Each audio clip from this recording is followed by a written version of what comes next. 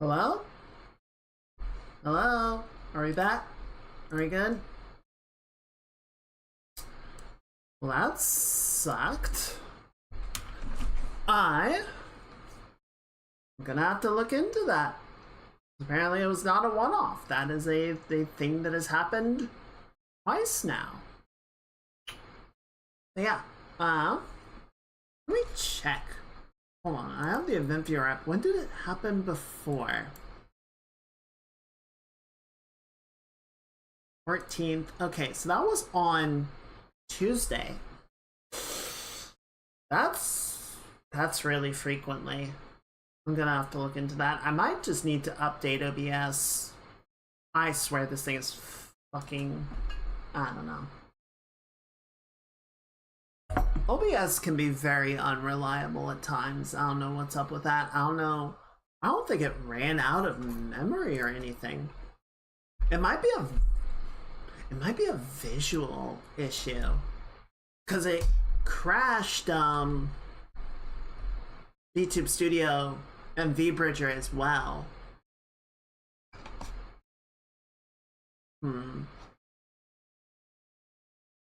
Okay, well everything seems to be back up and going now.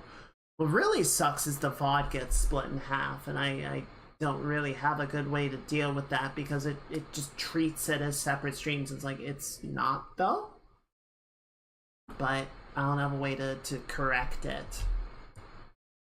So yeah, sorry VOD Squad. I have it going on both, so it is gonna be there, but yeah, I don't really have a way to stitch them back together, which is unfortunate. But alright, I'll have to look into that later. Sorry about that.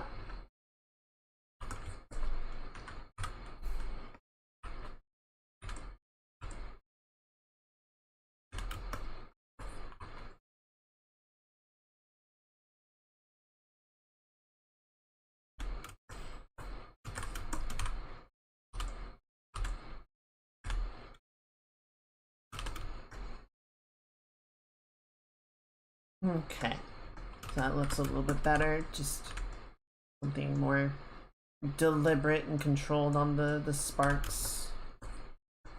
A little less random.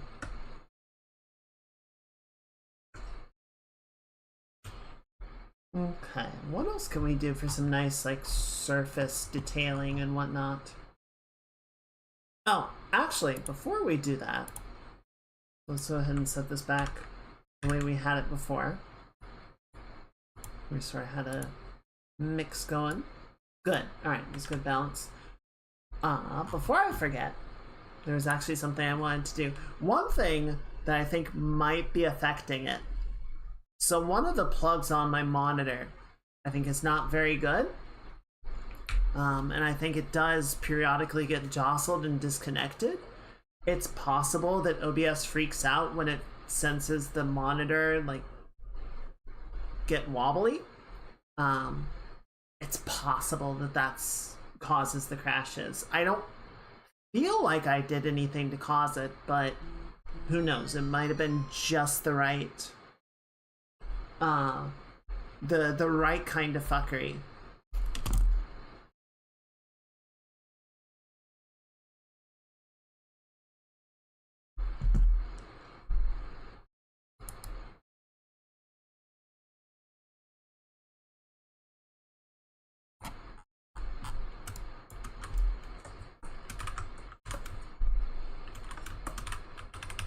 Let's add a little bit right in there. Yeah, I'll try. Gremlins do get in? They do. I don't think they get in. I think they just live in there. I think that's just how computers work. It's gremlins. It's gremlins all the way down.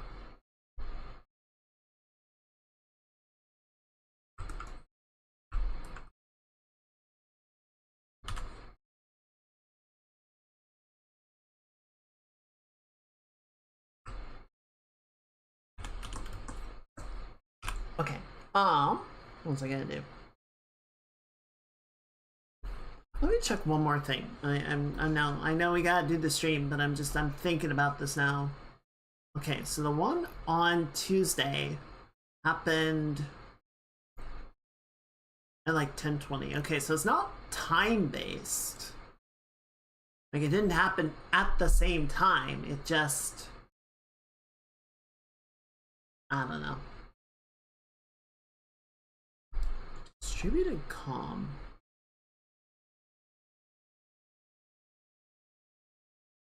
Did that also get preceded by that?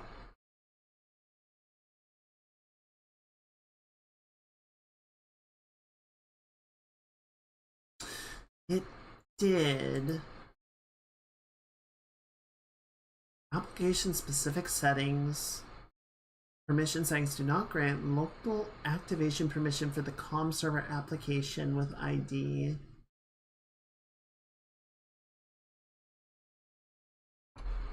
Okay, I wonder. I don't know. I'd have to look at it and figure out if there's something that might be causing this more recurringly. It's really annoying though. Last thing I need right now is computer trouble.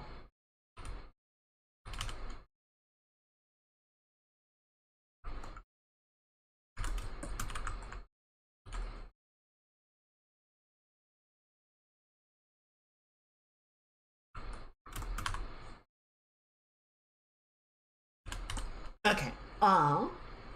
Right. I remember what I wanted to do.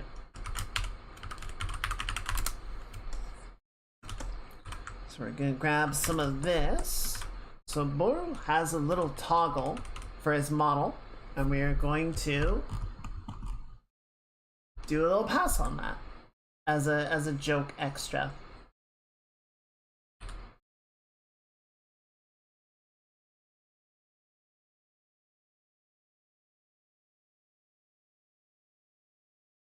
A little bonus version.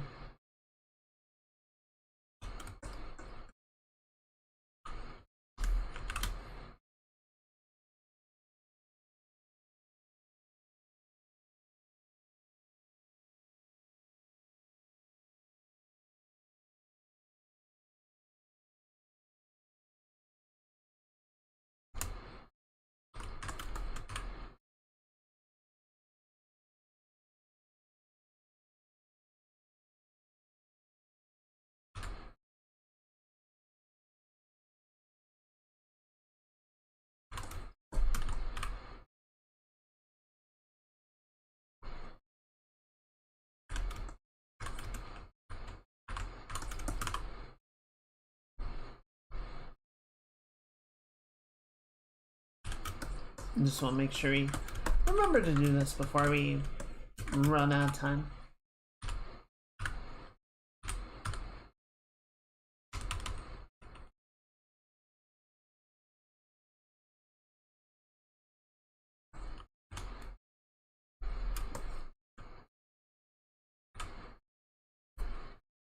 Bring up one other thing just to start keep an eye on it on the corner of my eye. Yeah, I feel like I don't know. I feel like it's a graphic bug. I feel like it's an issue with the monitor disconnecting and it freaks out, but I don't see any warnings about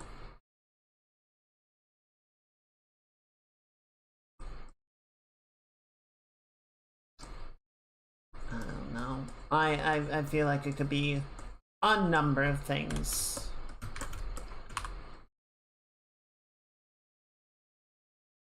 I don't want to obsess about it too much right now, but it is going to bother me.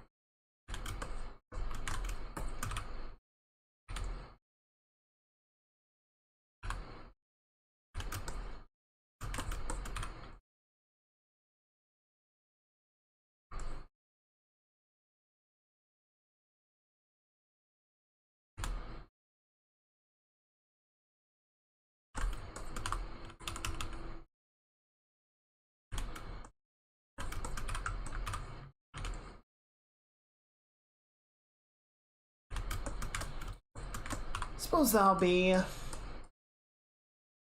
part of tomorrow's work or something. We'll figure it out.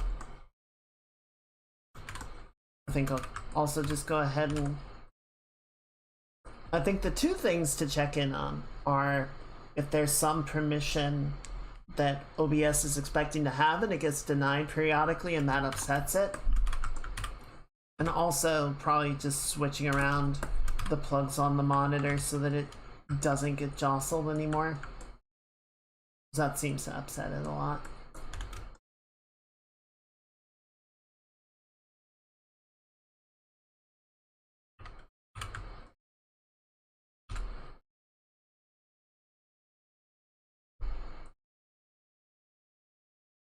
I could see it upsetting it a lot. I don't know that it does, but it would make sense, you know?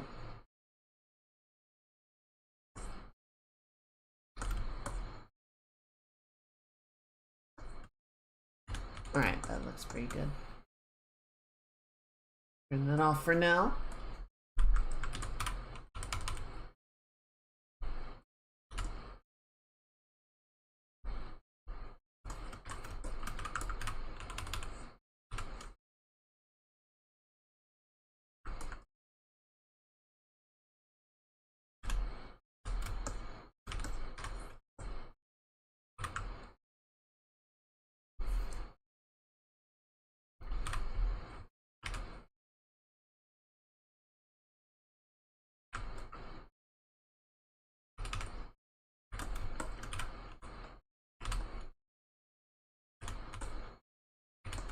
Good.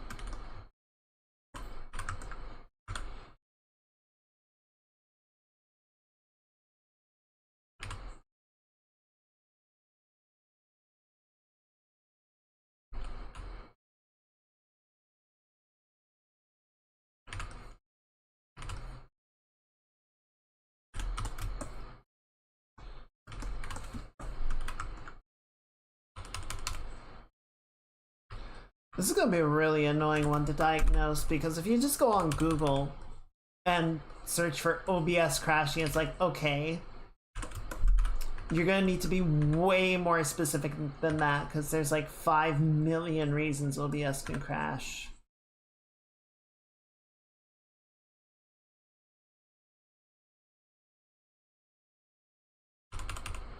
Where am I? I'm back in the middle of the freaking thing, guys.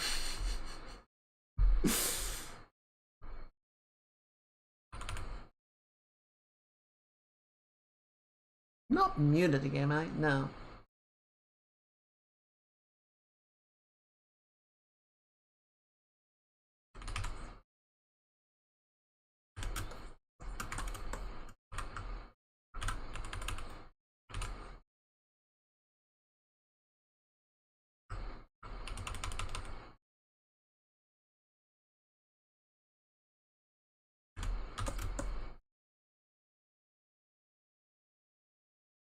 Alright, that looks pretty good.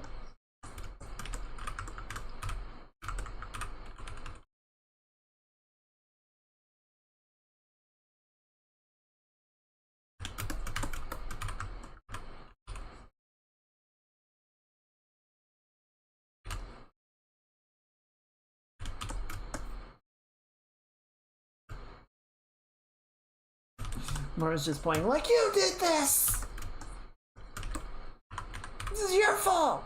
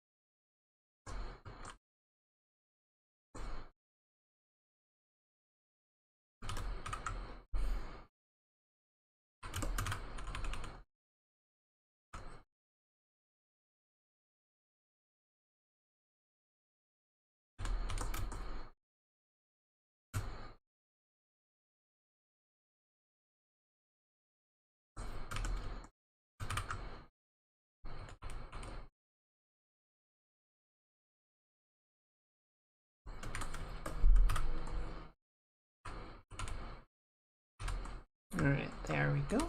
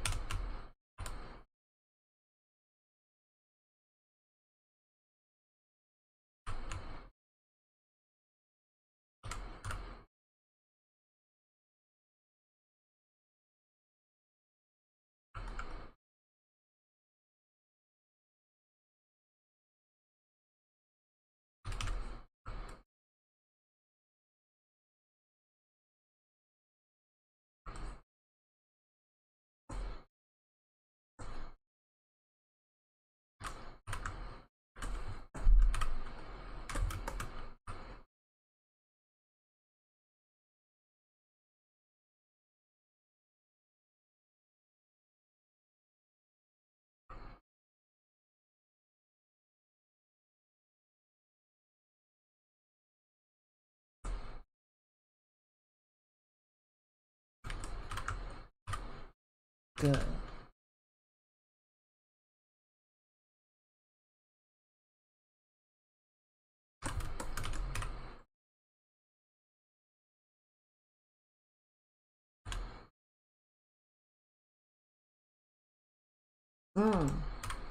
We need to add the belt going through here.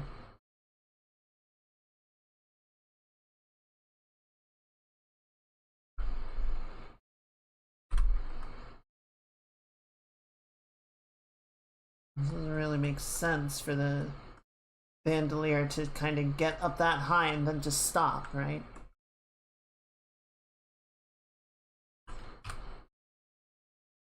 Alright, is the stream holding up for everyone okay?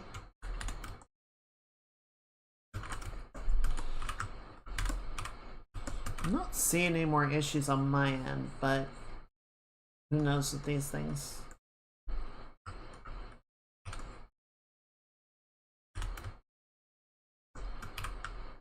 Okay, good. Yeah, I'm sorry, Chad. It's just, I don't know what's going on with it. Clearly it is a thing that I'm going to need to fix, because the fact that this happened twice in a week now means it's not some one-off event.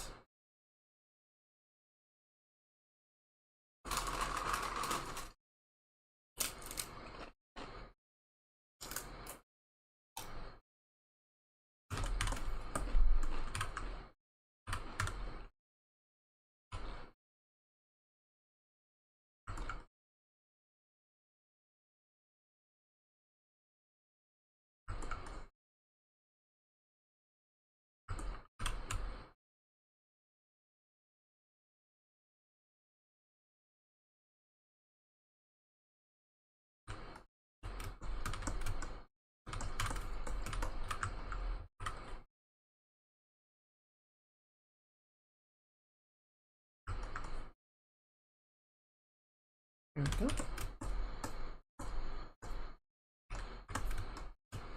Not really. Like, the only thing I've noticed is sometimes, like, I'll bump the desk and it jostles the cable and the screen flickers. But there are times where OBS will, like, that'll happen and OBS just rides through it anyway.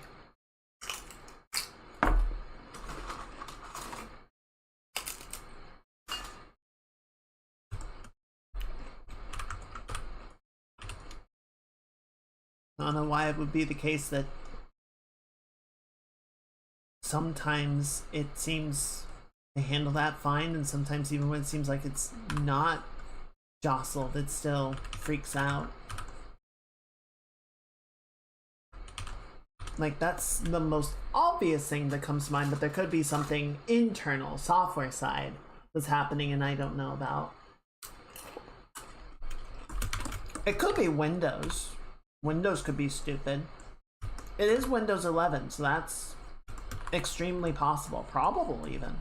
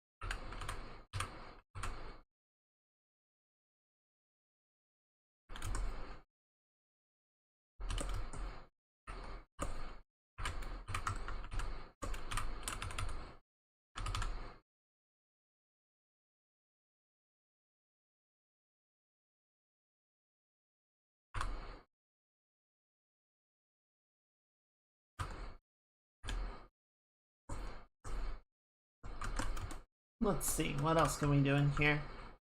We want to make sure that it's as good as we can get it.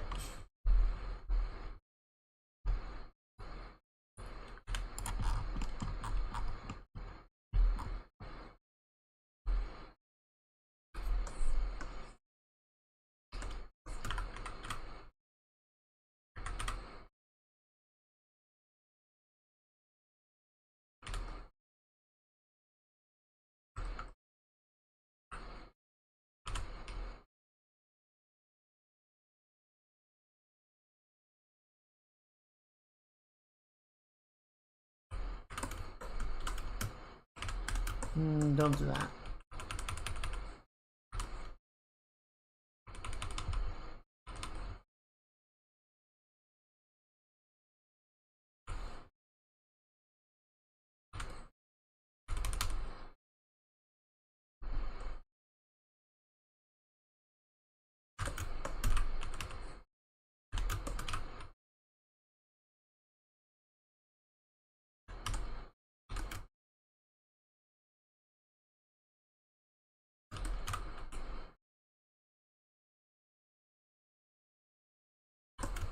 I'm just gonna shout out, so Connor and Chris are on the last day of the cyclothon. It flickered again. I mean, it didn't crash, but the monitor did flicker. That said, I didn't bump anything. Okay. We're gonna try and finish out the stream like normal. I'm gonna move stuff around after we wind down tonight, just because I want to see if it's like a bad plug or something.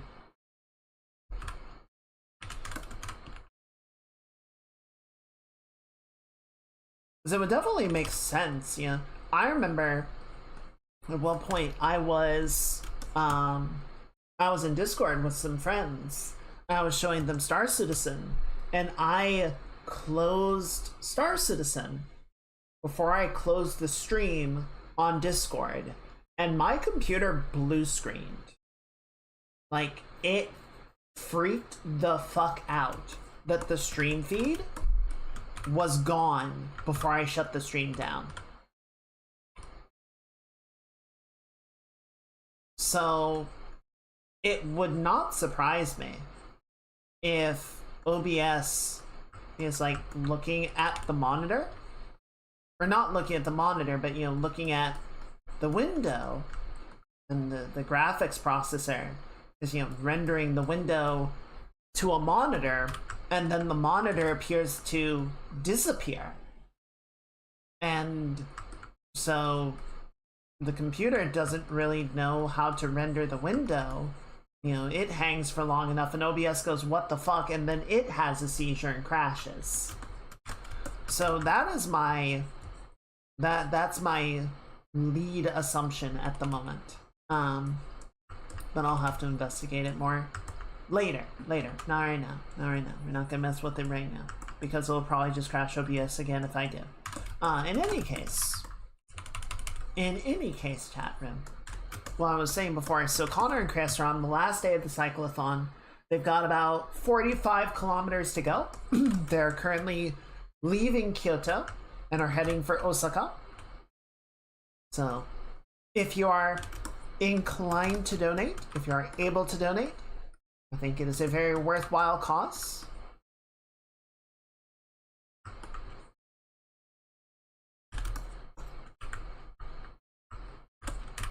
I already sent some money their way. I think it's good, you know, it is good if you can to offer support to those that need it. And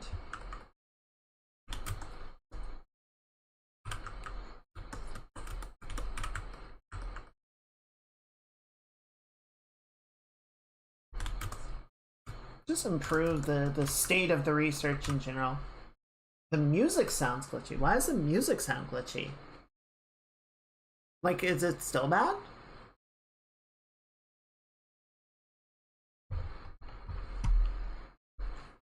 Let's see what's going on.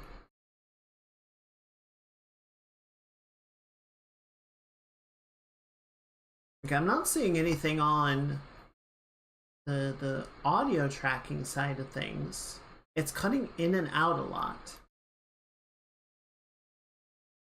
Like, even right now.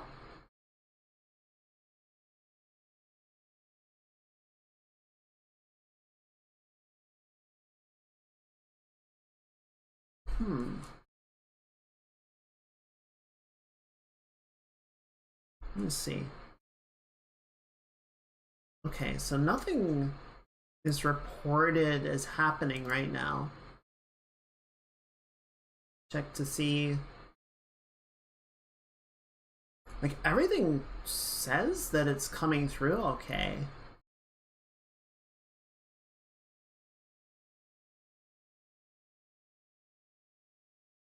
Okay, so that's there.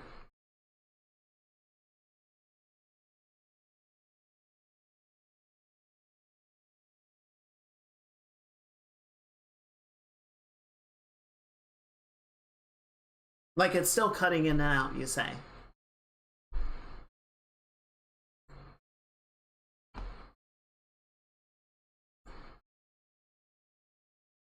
Okay. Like, if it's unpleasant, I'd rather just turn it off.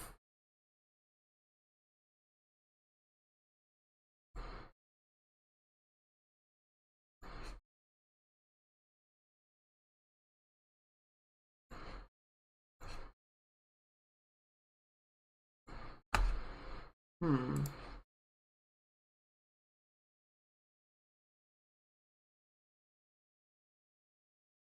Let me check something really quickly. Sorry, one moment. What do I want to do here?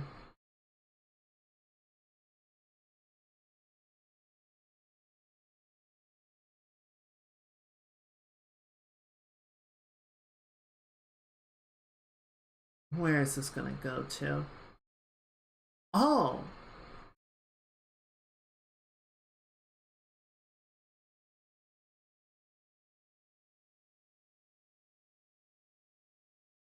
Wait. Oh, shit, okay. That... Hold on. What? Oh, no, wait, so that track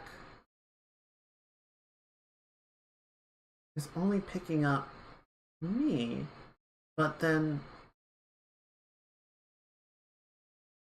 Or no, track 2 is what's going to the VOD, so that makes sense. And then track 1 should be what's going to you. But track 1 is running smoothly. Okay, give me a second. I'm sorry. I know this isn't fun, but I need to see and hear what you guys are saying, so I need to bring up my own stream.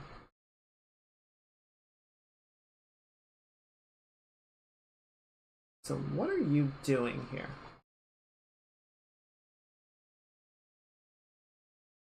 Oh yeah, I hear it. It's like really rainy. Hmm. Okay, but why would that be a thing? Let's see.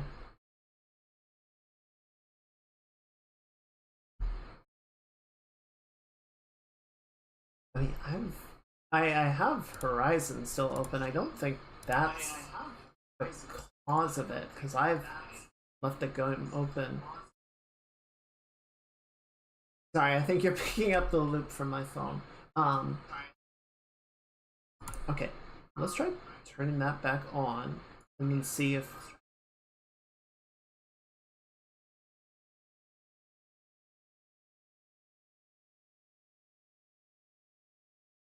I mean, that sounds better. Is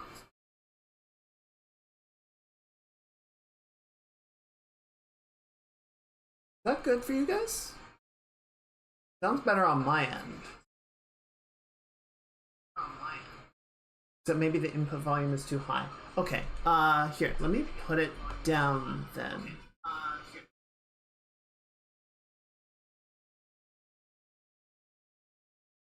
A little fuzzy. Yeah, like it's kind of blowing it out.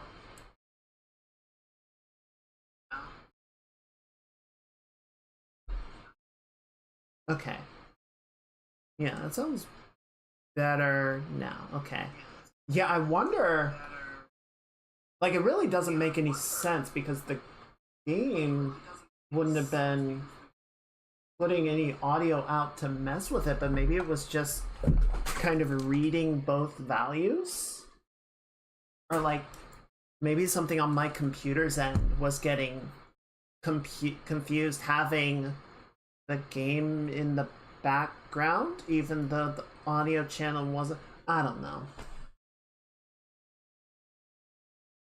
I don't know.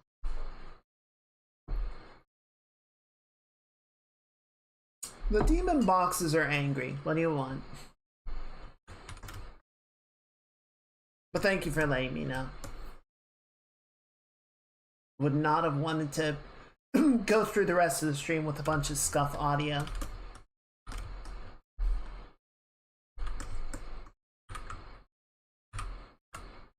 I would have been most put out.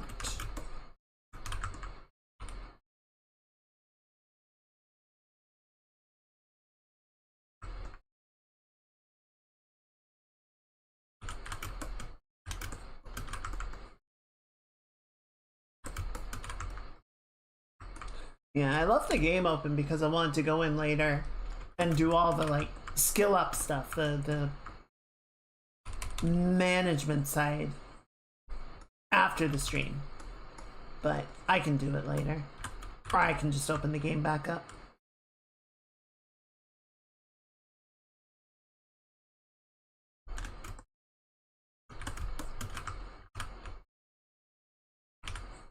Very weird.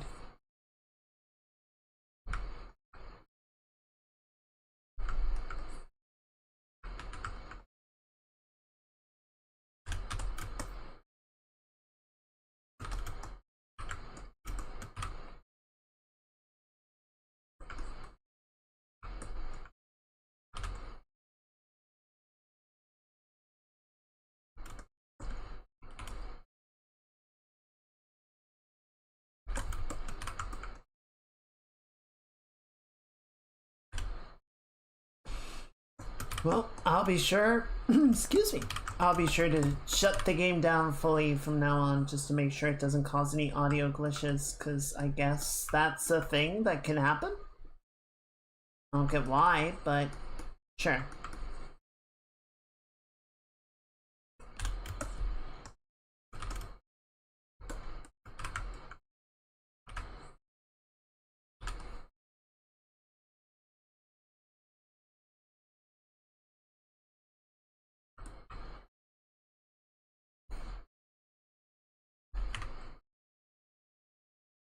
Of course, I drew parts into the Sparks layer.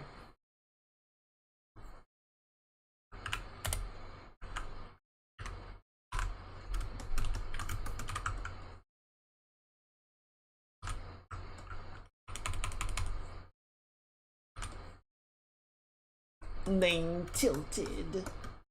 I'm angry.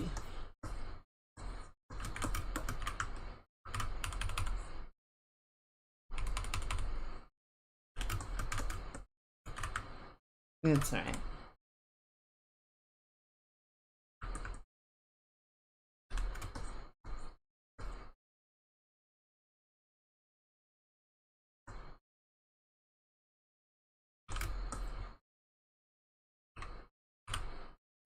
I want to go in. We're gonna add some fleck breakup. Let's get a little extra particulate matter and junk sort of deal mixed into the dust. Just make it feel a little bit thicker, a little bit more.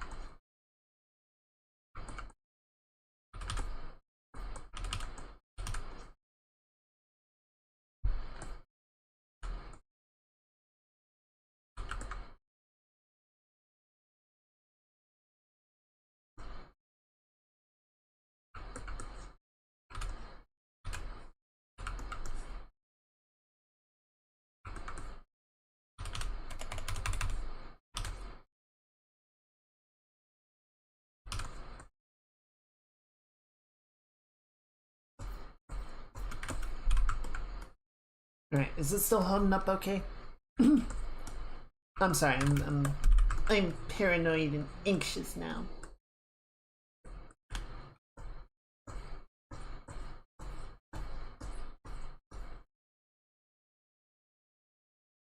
All good? Cool.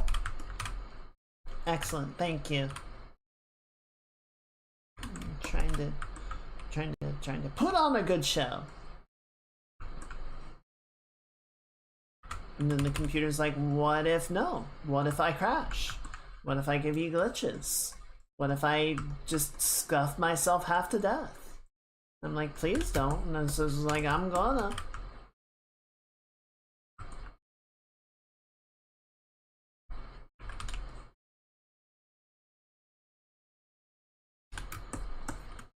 I'm gonna do it.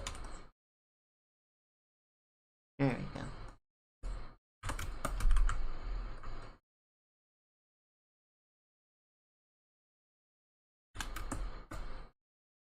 Hey, boss. Happy Saturday. I hope you're having a good weekend. Welcome in. How's it going?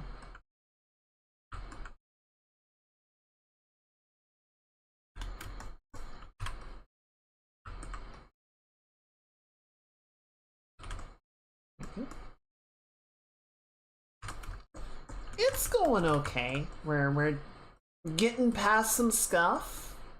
Gonna have to dig into that later, but right now we're just chilling, finishing up this commission. I'm glad you're doing good.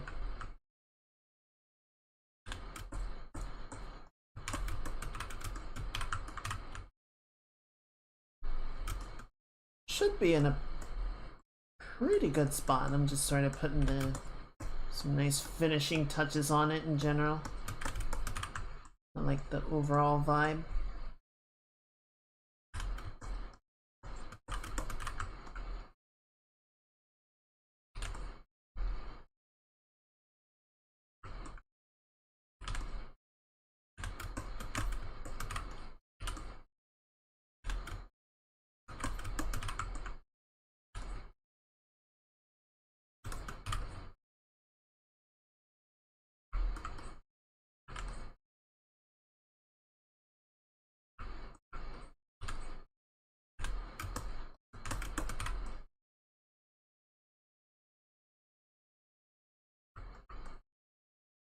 There we go.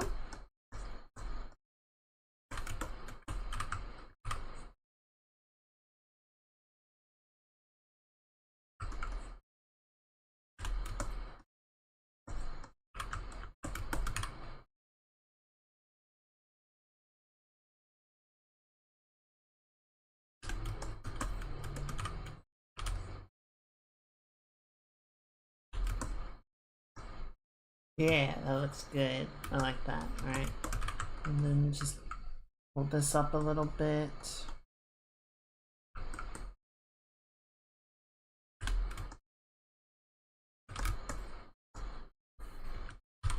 And then what if we were to grab some of this?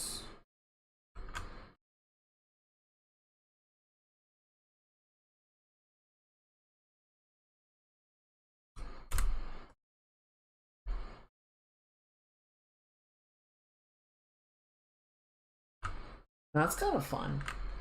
You sort of heat up the core a little bit.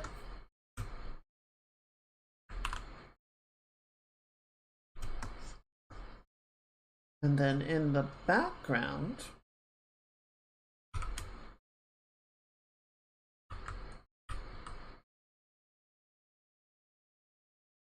just a little bit of implication of some more action going on.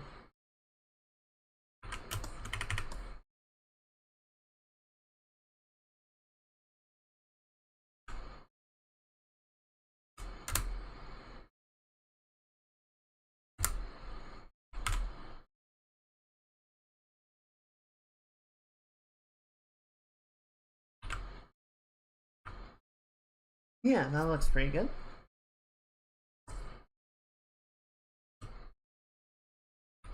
Alrighty.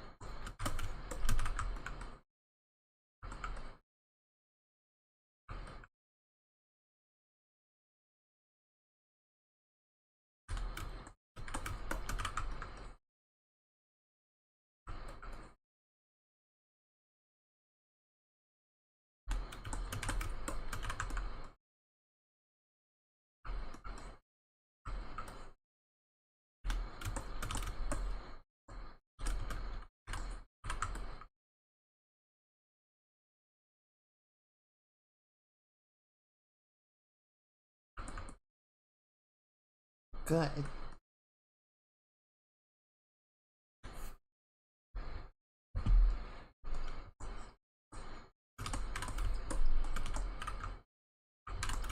You know, the song is called That's a Wrap, but it's not the last song on the playlist, and I feel like it's a real missed opportunity.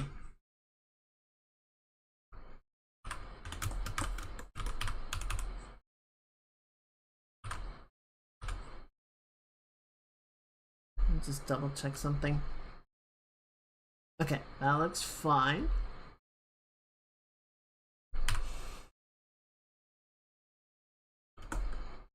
Just making sure everything is running as intended, because at this point, who fucking knows?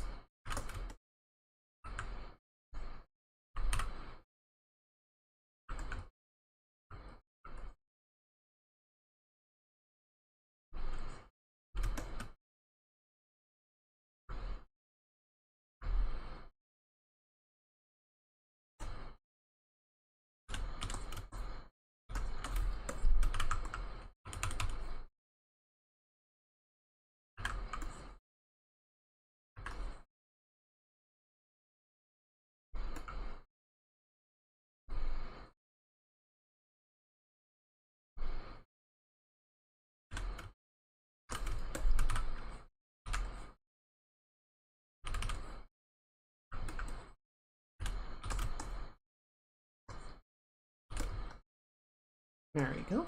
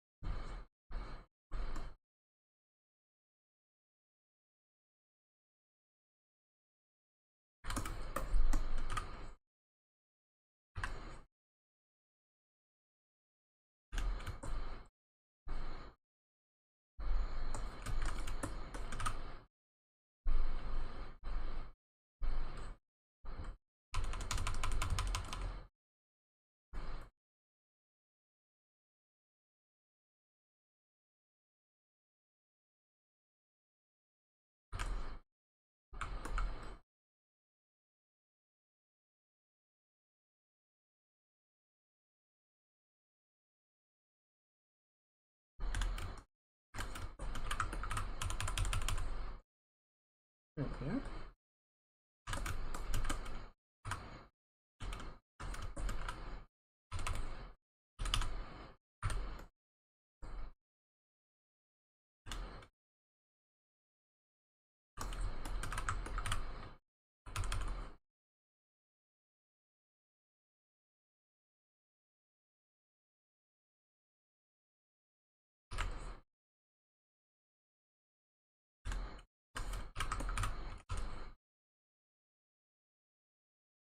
Good.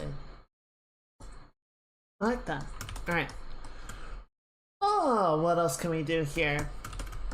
Honestly, I think we're really just about done. I think we're kind of massaging, you know, minute details, but there's not much else that I want to really like fix with it.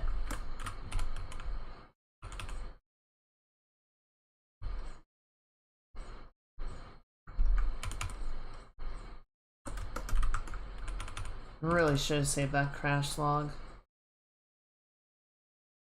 See if there's something in there, but wasn't thinking about it.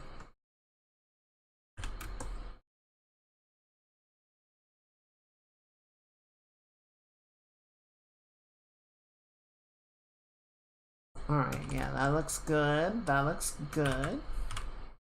Go ahead and pop up the hot core of this.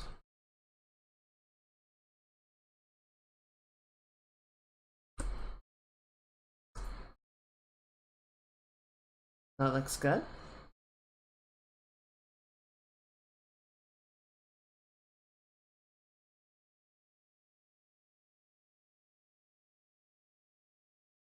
I'm gonna do one thing here. Close that folder, make it easy to move. Okay.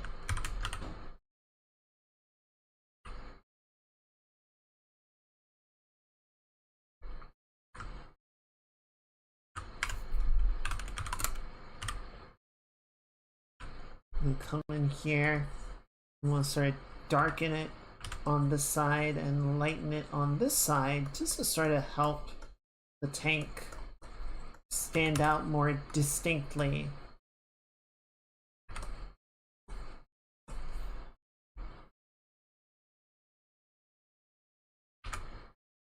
From the cloud behind it.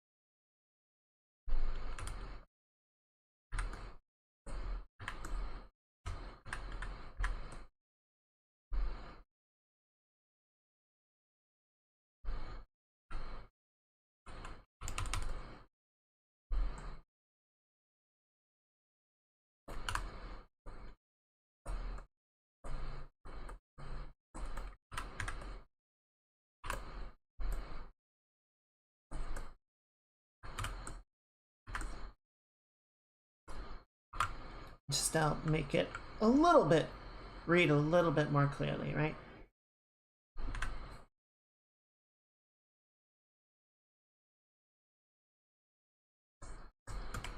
Alright, save that. Let's go ahead and hide the palette. I don't think we need that anymore. And then let's do our tone pass and see how it looks. Get some post-processing going in here.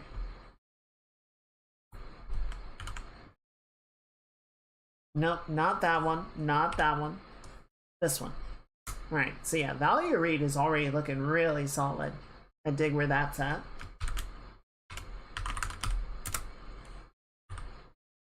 But let's go ahead and sort of knock the vignetting in.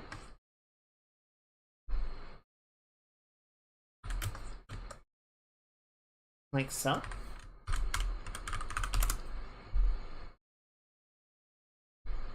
Then you put the main one right around the character like that.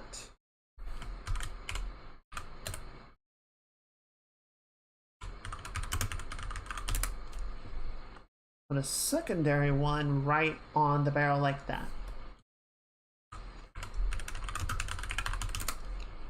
And we'll set the whole balance overlay. So yeah, that's obviously way too strong, but we can knock that down, knock this down. Yeah, I think 40% looks pretty good. And then let's knock the lights down to maybe 20.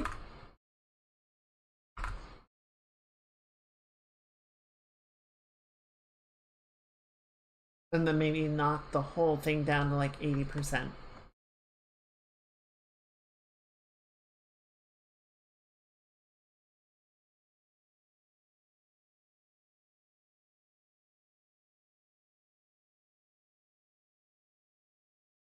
I think that works.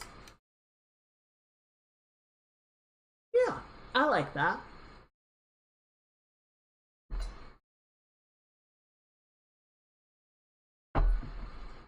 What do you think, chat? How's that look to you?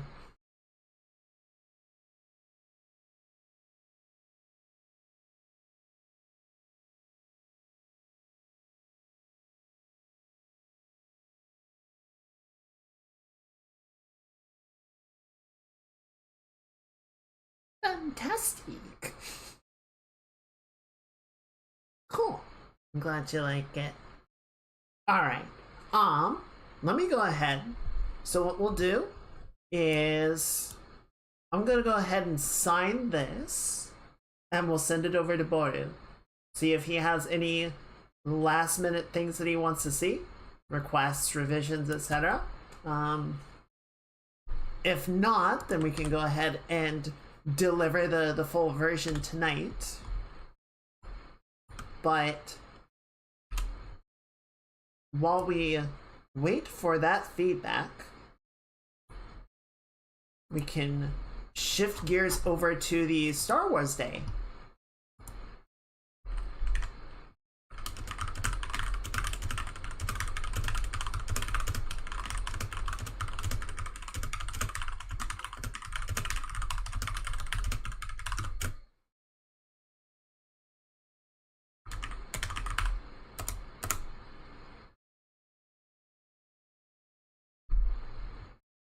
So yeah, we'll see. We'll come back over to this if Boru does say, hey, could you like change this thing or adjust this element or whatever. But yeah, if he's happy with it, then I'm happy with it. I think what we're gonna do, where do I want to sign this sucker?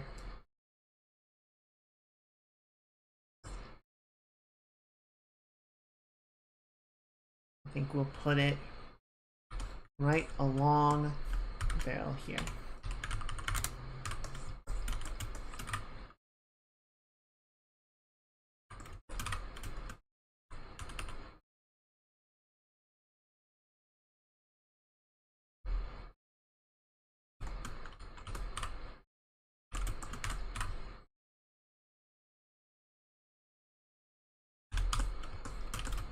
Good. This is a fun one. I like how the tank came out. I like how a lot of it came out, to be honest. I think the way that we got the pose to work was really fun. I like that we sort of maintained that triangular proportioning in the drift. Yeah, this is really good. This feels like a really good sort of revisit of the previous version. Really skilled it up some. Alright, let me go find the Star Wars drawing. Where is that? Where are you? There you are.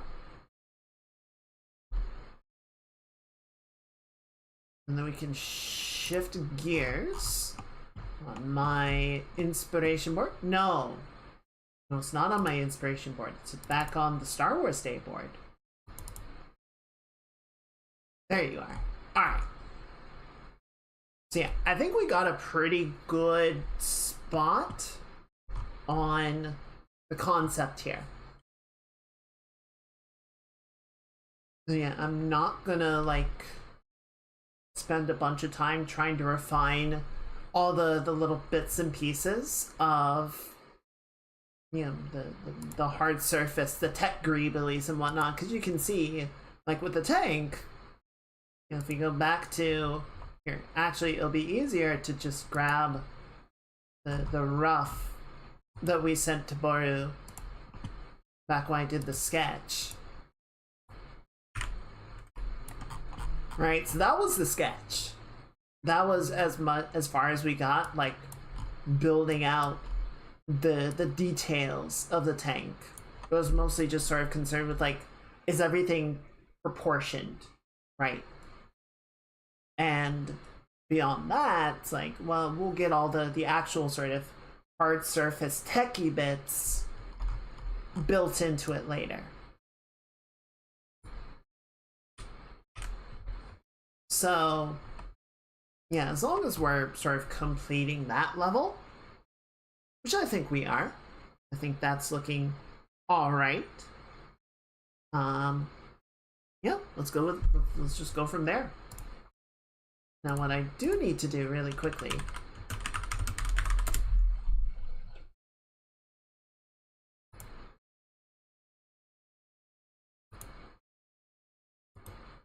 is I actually do need a reference for the planet Hoth.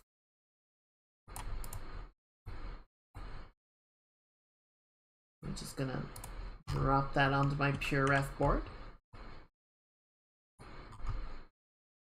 I think we'll start there. I think we will kick off with our background, get that where we want it to be.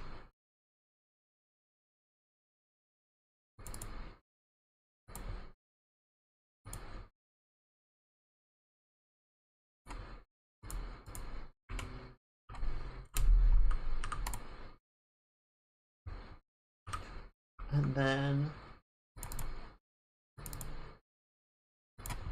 come up here.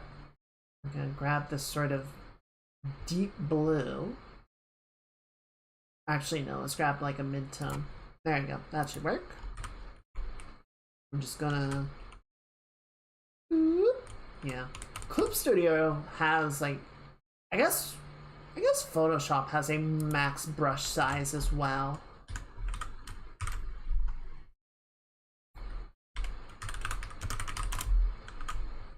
It's not unreasonable, I suppose. We're just gonna sort of fill this out.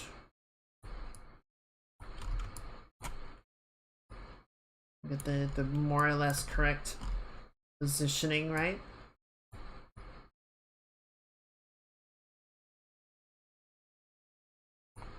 There we go.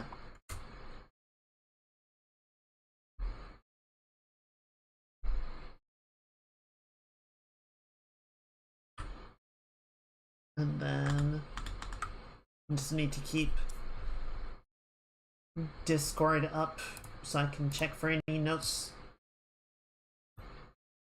There you go. Alright. Now, if I wanted to be really lazy about this, I could just like drop an image of Hoth in and use that, but I don't know. Where's the fun in that? More interesting, I think, to have to actually sort of figure things out ourselves.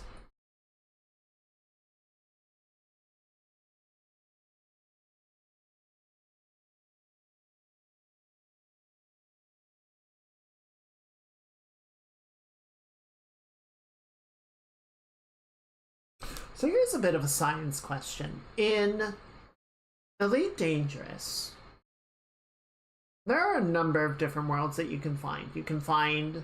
But the two most common ones are rocky planets and ice planets. You know, essentially large conglomerations of, you know, rock or ice that have just sort of coalesced over time and formed, you know, small planetoid bodies.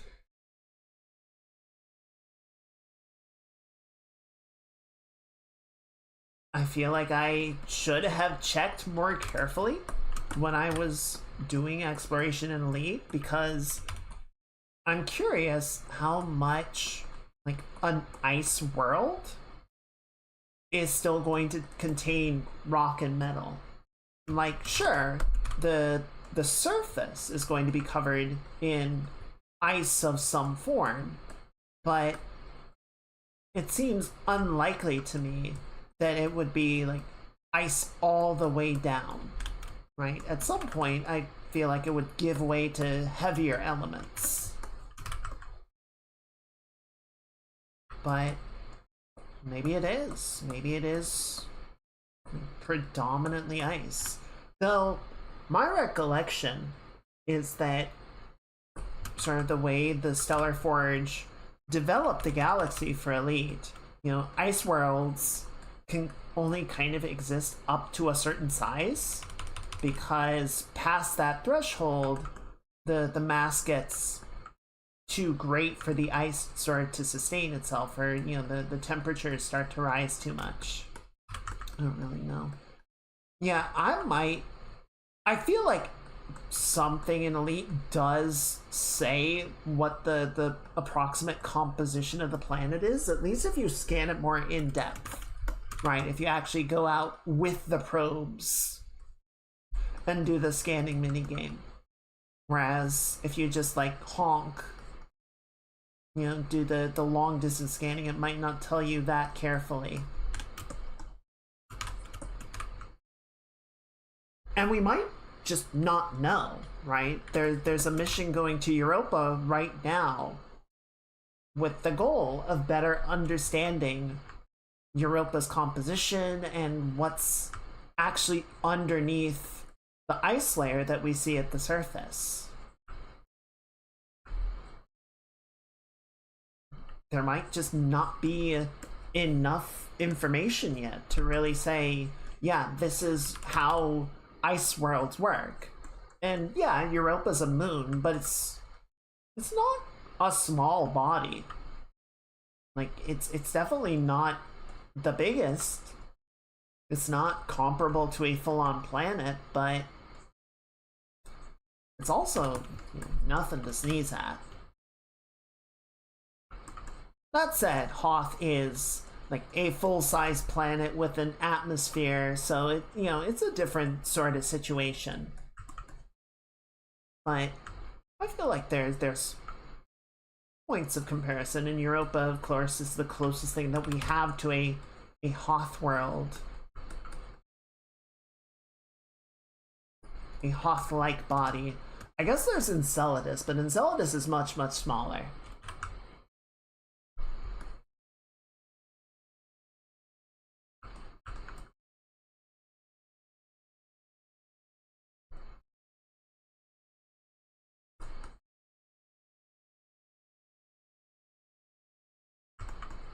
Wikipedia first shows these like plates of ice that get shifted around and form these big ravines.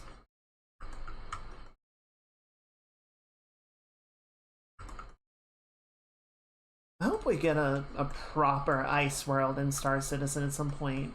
Like, we have Microtech, but the whole thing there is that the terraforming process went awry and like overly chilled the planet.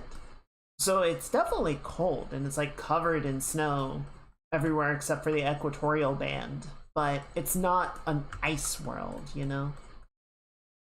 There's a couple of moons that are icy. I don't know.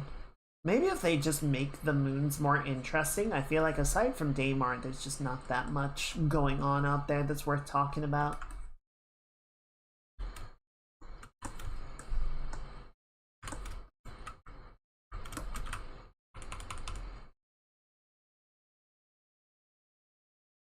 Yeah, Elite has worked for a long time to make their worlds more interesting. I feel like sometimes it works, but I don't know. I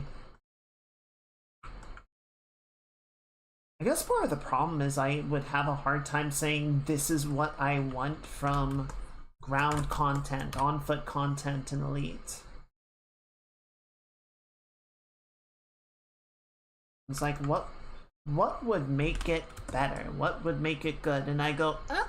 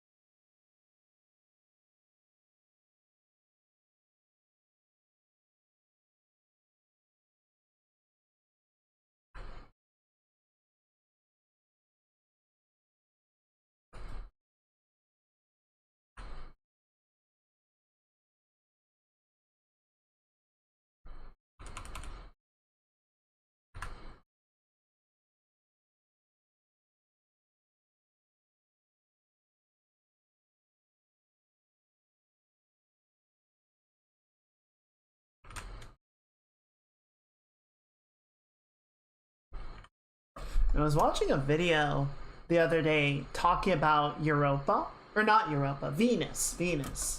Sorry, gotta shift planets. You know, talking mostly about the history of missions to Venus, right? How humanity has figured out as much as possible. Yes, we are completely shifting from like the coldest to the hottest. On that subject, it is wild that Venus is hotter than Mercury.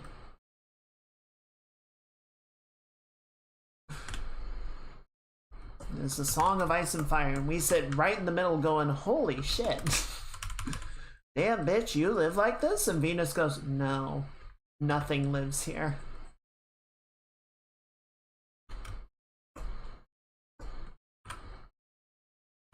And we're just like, oh, I'm sorry.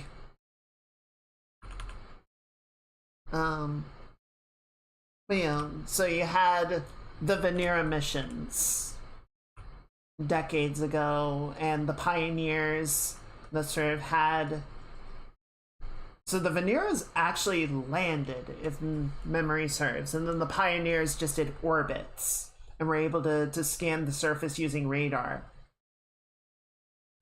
And so you had, you know, sort of these missions starting to uncover the nature of the surface. One of the things that they said was very interesting. So Venus has an incredibly thick atmosphere that, you know, has these very distinct bands. You know, the cloud layer, which is made of sulfuric acid, and, you know, it seems like there might actually be sort of a Goldilocks zone where, like, you actually get insulation from the atmosphere to preserve temperature, and the pressure is, like, not crushing, but you're not also, you know, drowning in sulfuric acid, which is nice.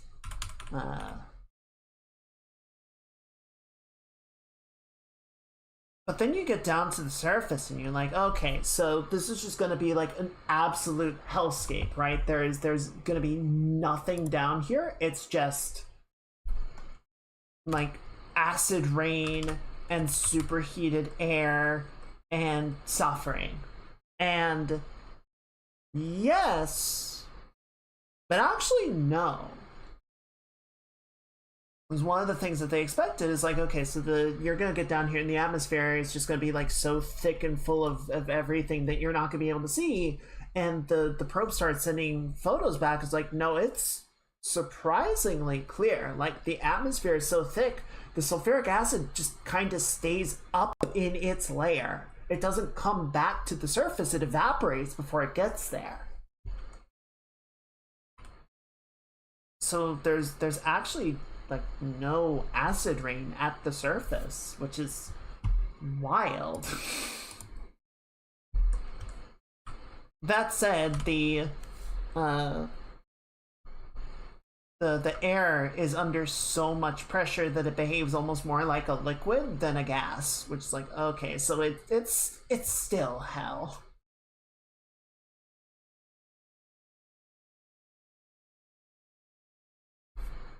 Scientists accidentally discovered a material they can use to make computer chips that could withstand the temperatures of Venus.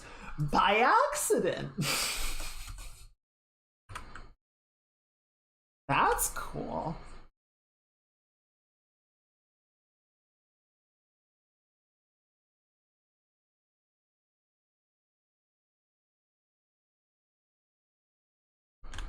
Looks like Venus is back on the menu, boys. They were trying to make something else and accidentally made a super temperature resistant chip.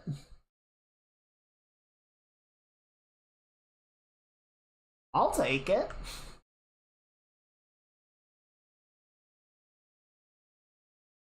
I feel like a not insignificant number of inventions were accidents. Just like, this isn't what we meant to do. But, oh, yeah.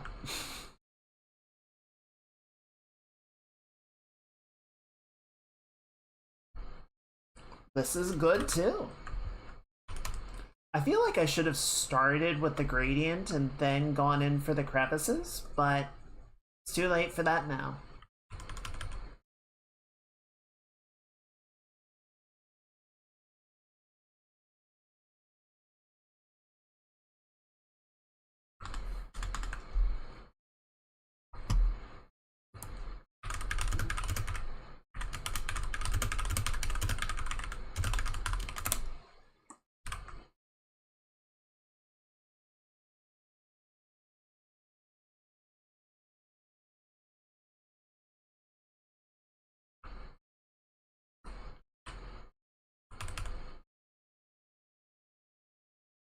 So there was that brief moment of excitement a couple years back where some researchers were going through data of Venus and thought that they found a chemical compound that was indicative of life in the atmosphere. And I think it got mostly debunked just because people haven't been able to locate it again. But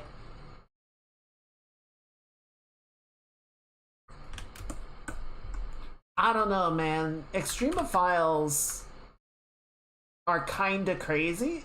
And if you told me, it's like, yeah, there are creatures that could survive the environment of Venus or like float in the atmosphere. Yeah, okay.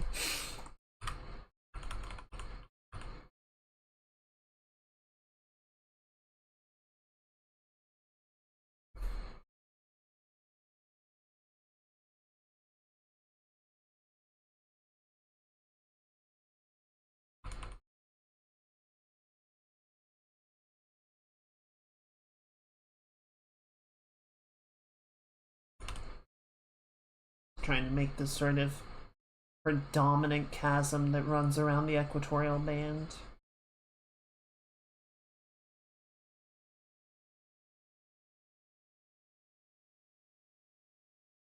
Not, you know, a perfectly smooth line or anything. It's a bunch of like micro fractures and such.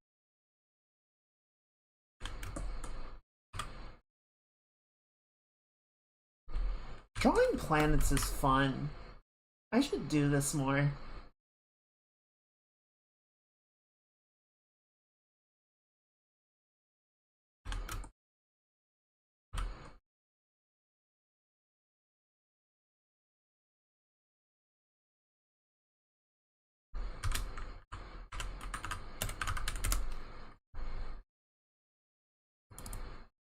Alright, let's grab some of this. And then we'll have some of this.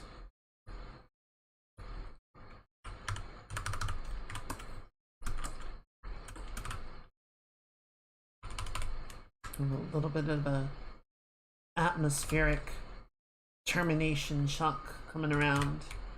A little bit of atmospheric hazing. Just to sort of soften everything up.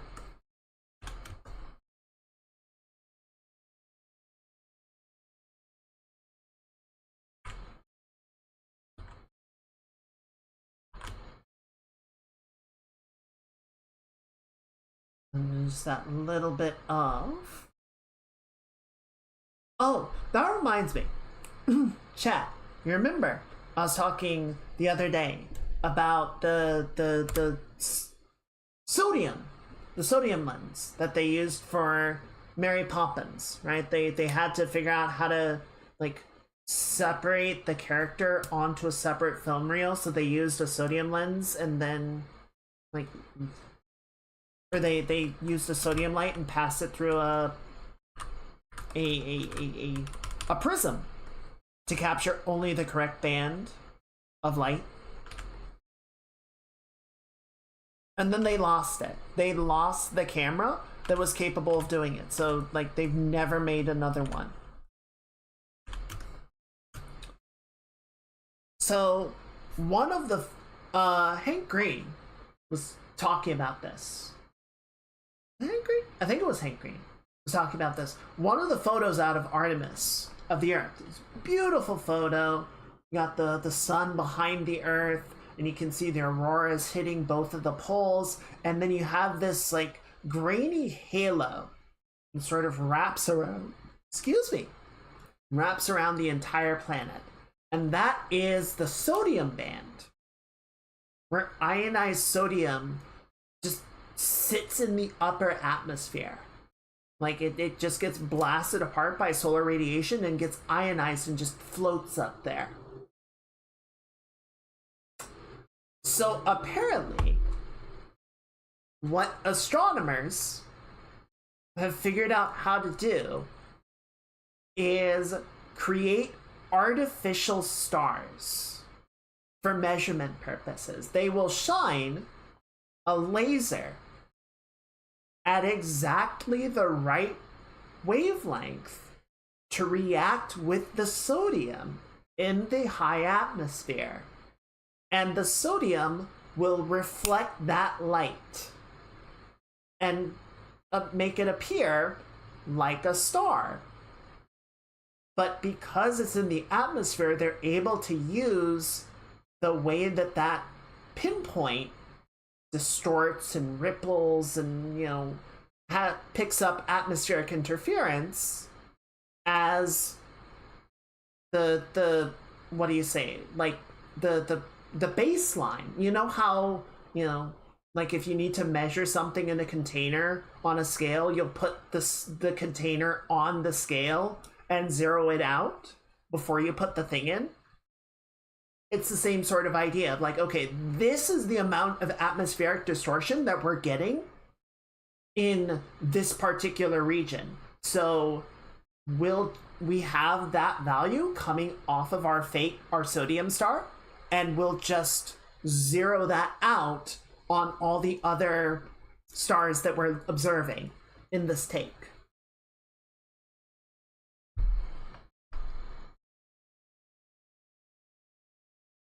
So it's like that camera is gone. We don't know where it went. It sucks. But the idea, the technology, is still actively being used.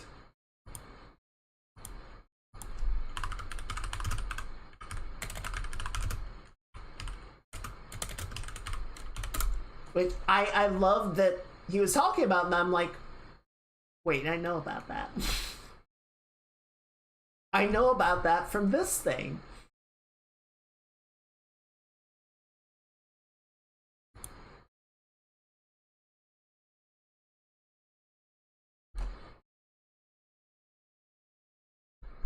Alright, I think that looks good. We might come back and put some more detail into it later, but I think that's going to sit well for right now. So let's get back to doing up some of our business.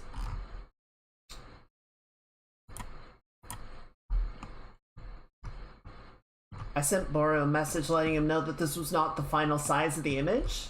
One of my friends asked me to make a thing, and I sent him just like the clipped or, you know, screen grabbed image, and he thought that was the final one and took it to print, and I was like, oh no. And ever since then I've been an old gem filled with regret. Like, I need to make sure Boro knows. Alright, let's actually drop that down, because I think on this one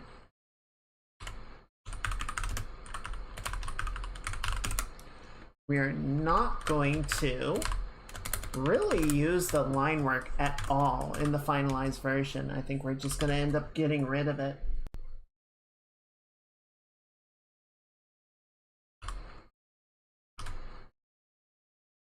And I kind of want to go back to the cinema therapy video, the Mary Poppins episode, and be like, hey, so that thing you were talking about, guess how else it's used?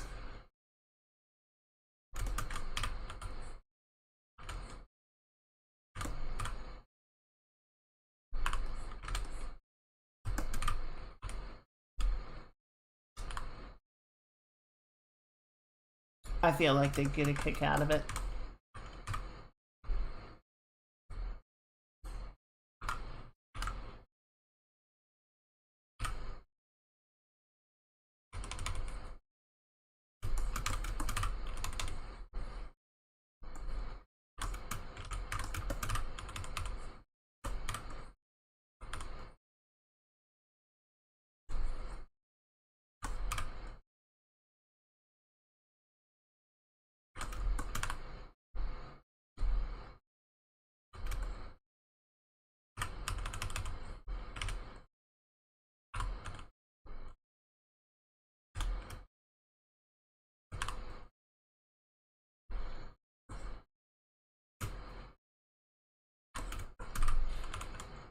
I feel like I've said this at some point before, but I kind of feel like the original trilogy never did a great job, aside from like the opening sequence in A New Hope, of explaining just how fucking screwed the rebellion was a lot of the time. It feels like I don't know, every time we see the rebellion, they kind of clutch it. I feel like the reality is much more like, yeah, they're barely making it through in a lot of cases. I don't like where I situated these indents. I want to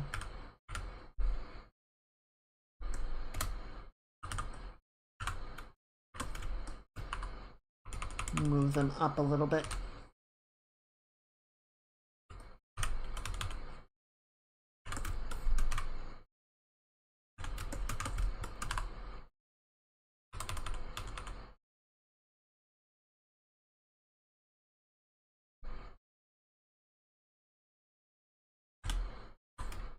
Like that.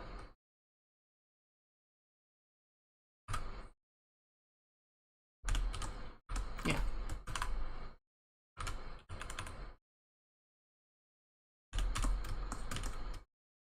Yeah, that'll do. Alright, and then I'm just gonna come down here.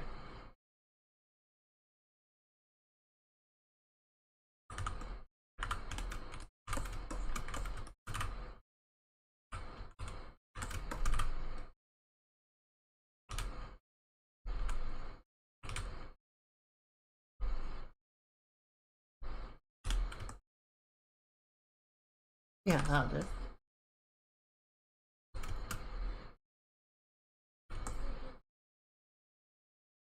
Okay.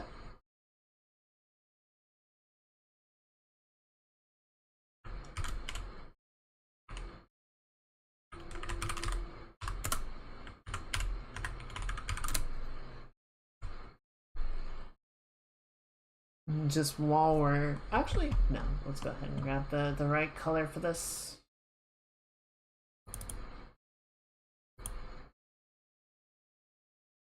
I mean, what is exactly the right color with any of these, right? But the X-Wings gray is a little bit warmer.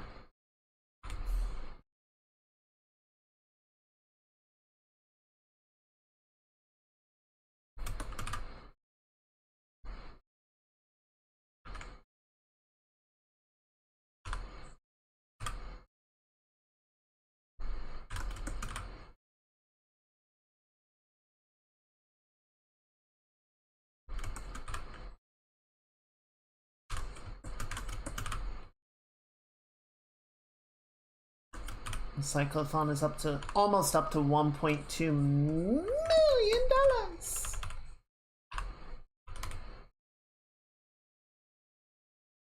They've already smashed last year's milestone by about 100,000, which is really awesome.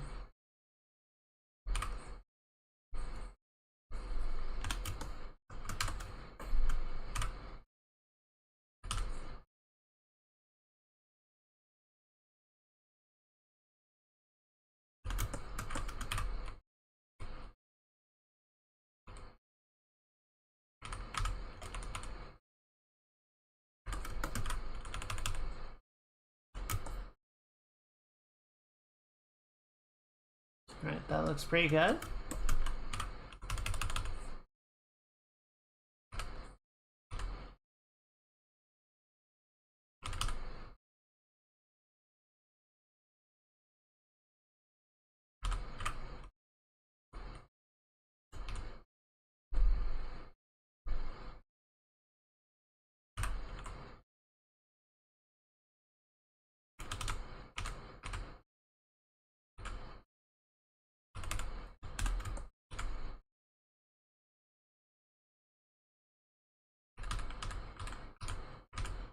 I think it needs to be a bit closer to the body.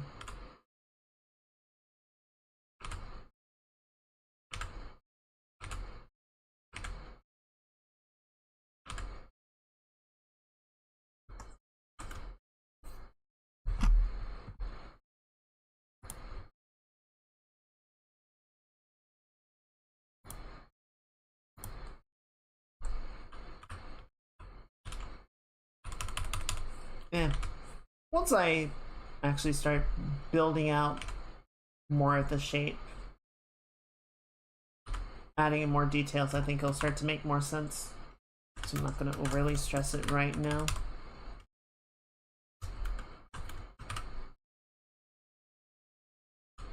Here, let's also do this. So we've got this sort of sweat shape, right?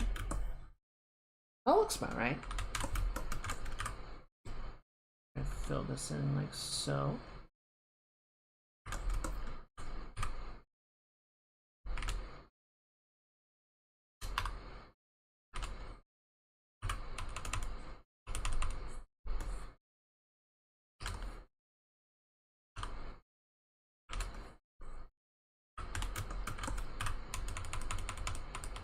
Here, let's put the commission up on the side so we can enjoy it.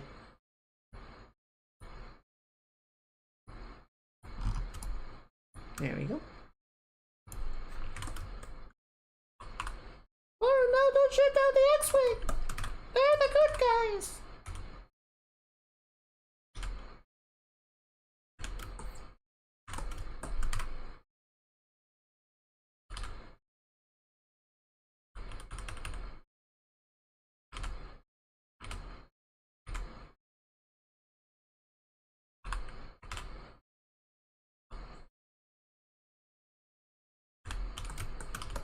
Alright.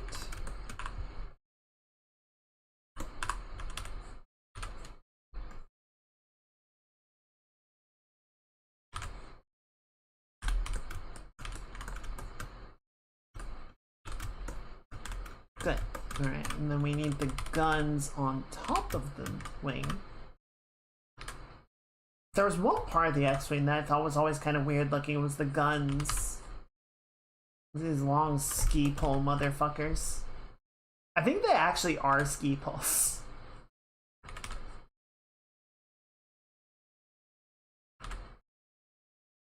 I think the idea is that they're supposed to be like little deflector arrays to concentrate the energy, but they just look like ski poles.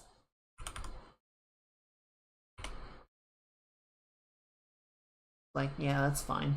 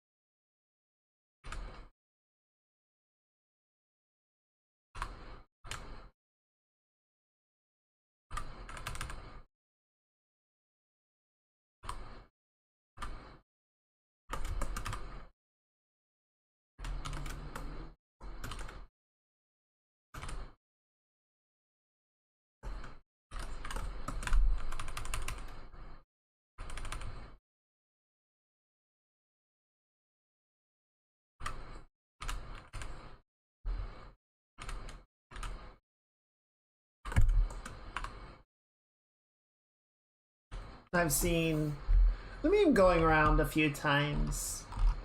I feel like there was already a round of it last year, but now it's even like more prevalent of, you know, everyone in like 1997, 1998 being like, this Star Wars is boring. Why do I need to know about taxation of trade routes and blockades and it's 2026 and George Lucas is just laughing his ass off at his private ranch. Like, okay, George, you were right.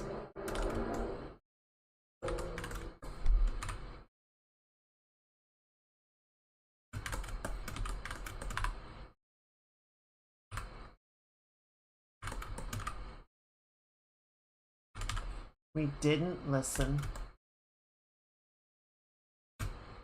We just wanted the cool spaceship battles.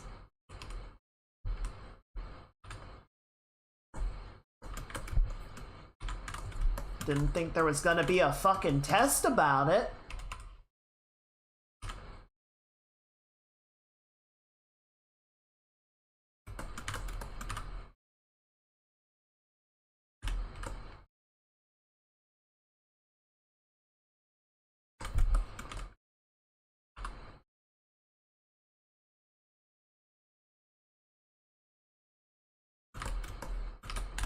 That looks pretty good. I feel like I want this wing to be a little bit longer. We can just make it a bit bigger in general. Then we can sort of shave down whatever needs to be shaved down.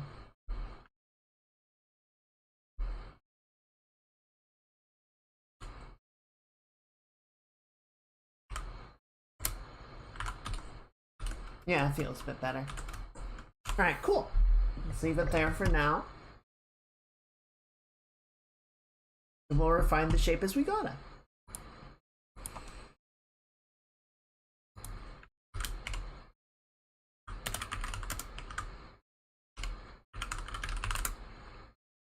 Alright. And then we're gonna grab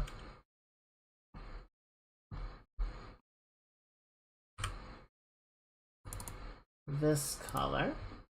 Hopefully, yeah, that does read clear enough.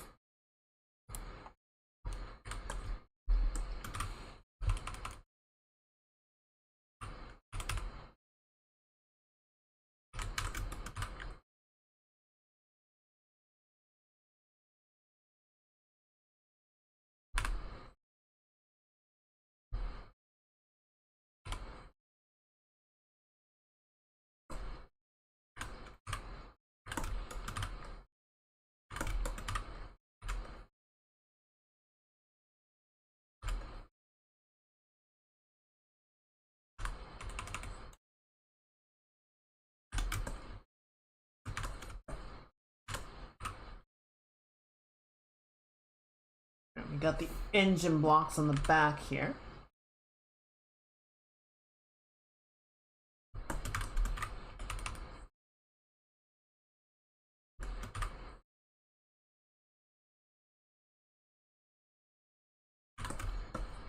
Has anyone watched the Darth Maul series yet? I haven't had a chance to.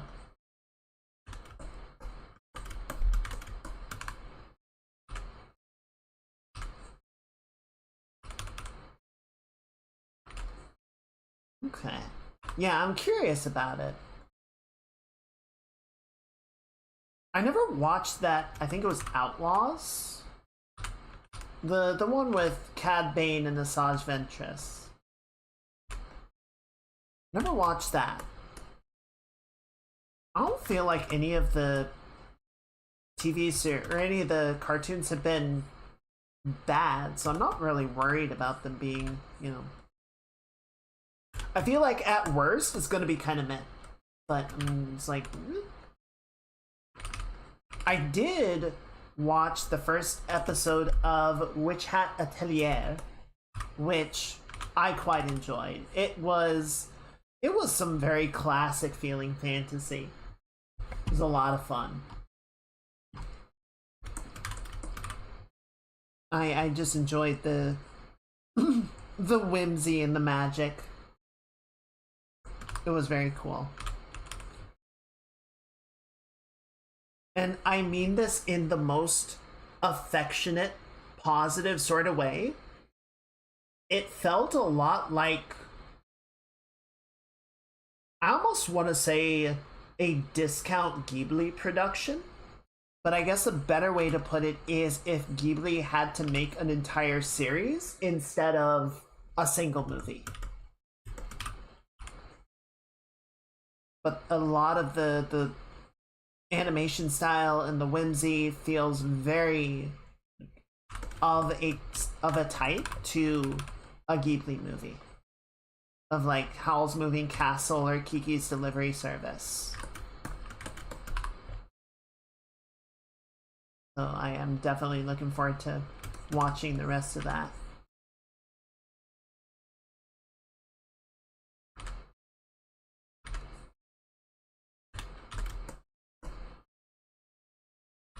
Okay, I'm just not quite happy with how the engine blocks are sitting, but I think it'll start to make more sense as we build out more of the shape.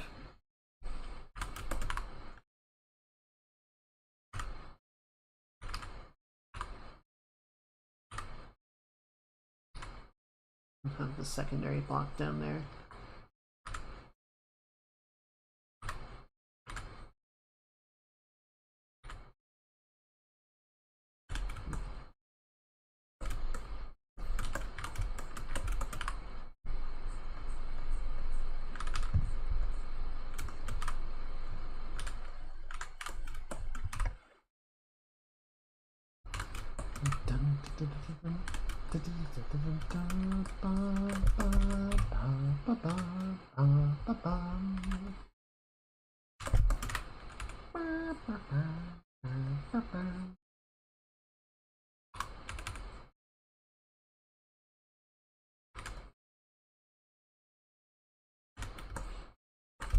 Imagine being John Williams and making one of the most recognizable pieces of music ever.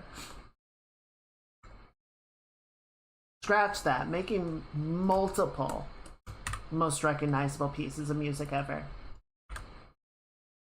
Just being that fucking goated.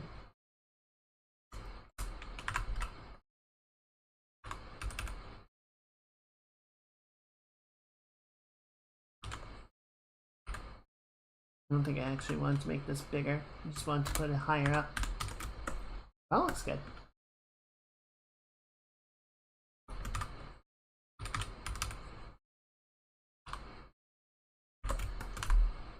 As clumsy as he is stupid.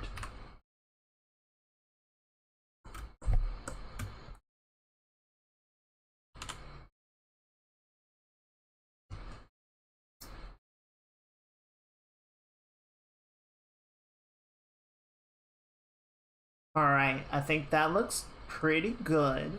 So we're gonna do a couple more block-ins.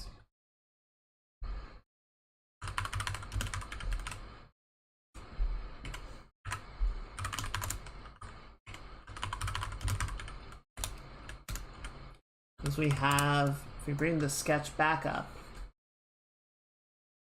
so we're gonna have two Y-wings here on point defense. And then we're gonna have another X-wing that's sort of going after a TIE fighter. So I think we're just gonna rough these guys in pretty loosey-goosey for right now. Right, come back and build it out more as we go. For the time being, fine, just kind of giving them the basic treatment.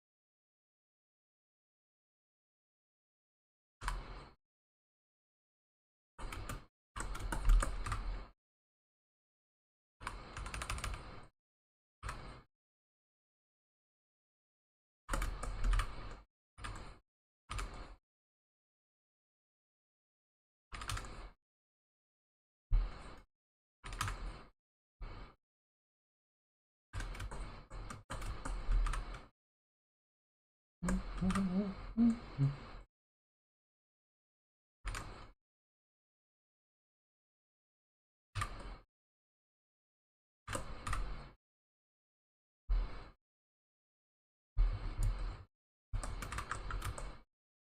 you stop? I think my mouse got stuck.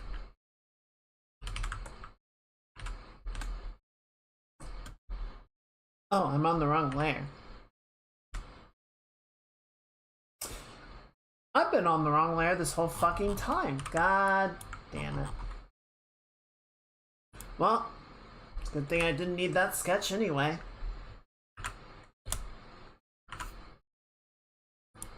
I guess.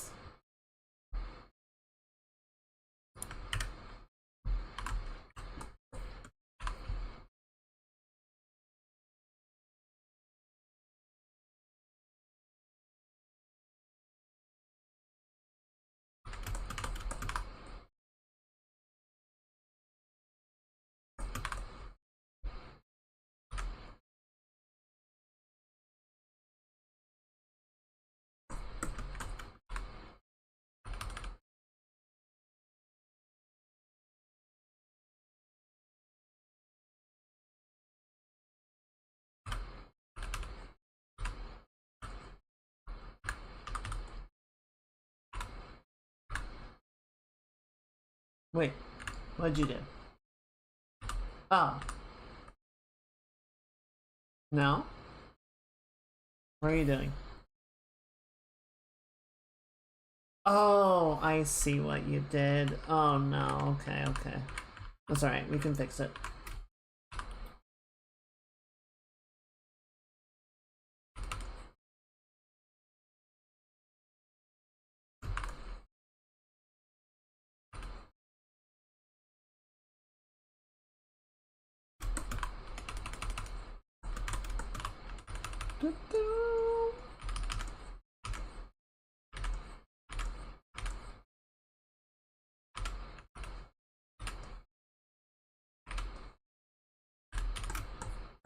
Alright, that looks pretty good. And then... what are you? Oh, that's the other sketch idea.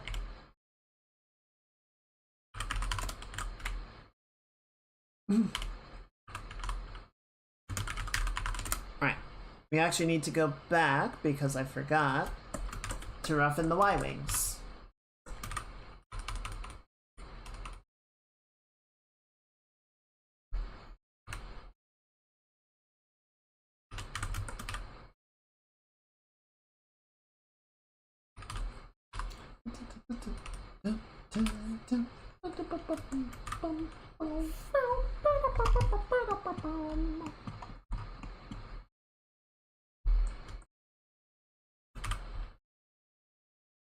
There we go.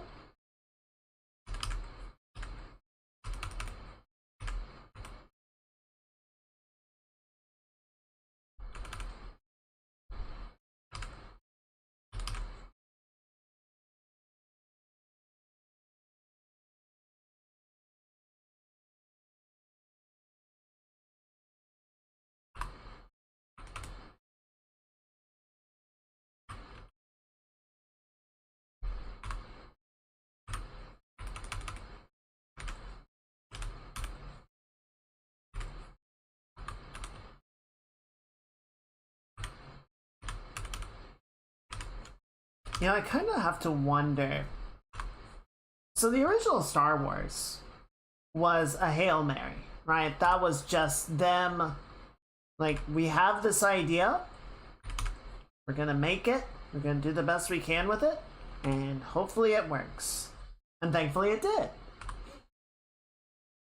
But I kind of have to wonder, you know, they made all these miniatures, and they blew a lot of them up.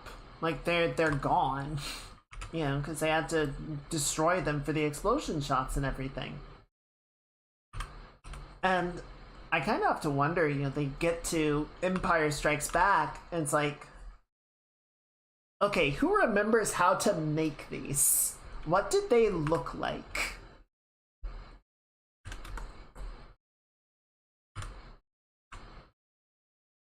Did we write it down?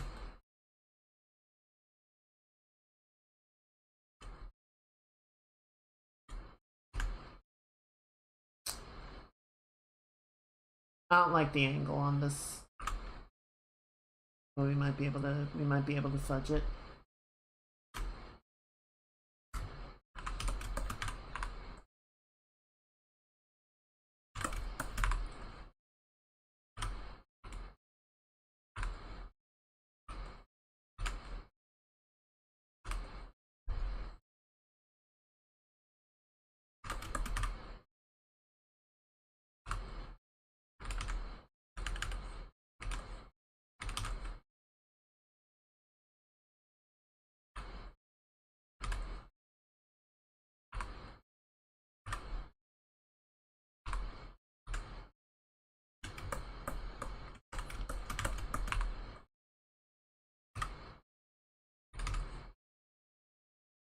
I mean, clearly by some point they at least remembered how, because, you know, we get to Return of the Jedi and they've got ships flying all over the place, but I don't know, it kind of wouldn't surprise me if they, like, had a moment in Empire Strikes Back of, like, shit, we don't have enough X-Wings for this shot.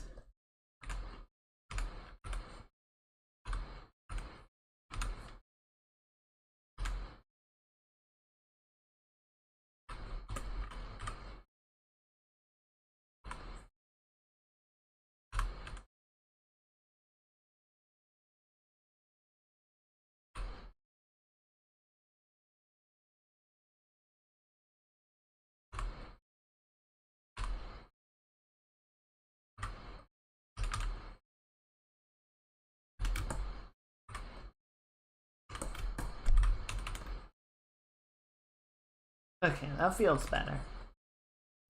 I think the cockpit's too big. The general, like, direction of it feels better.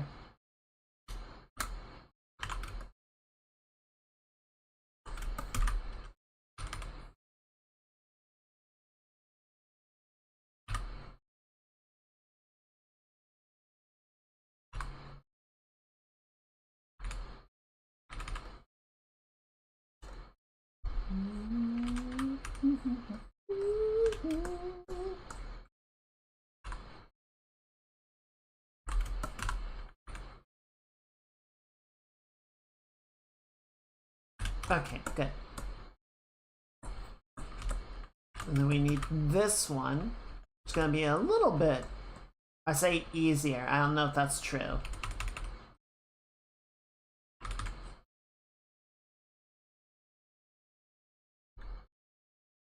I think some parts of it will read more clearly.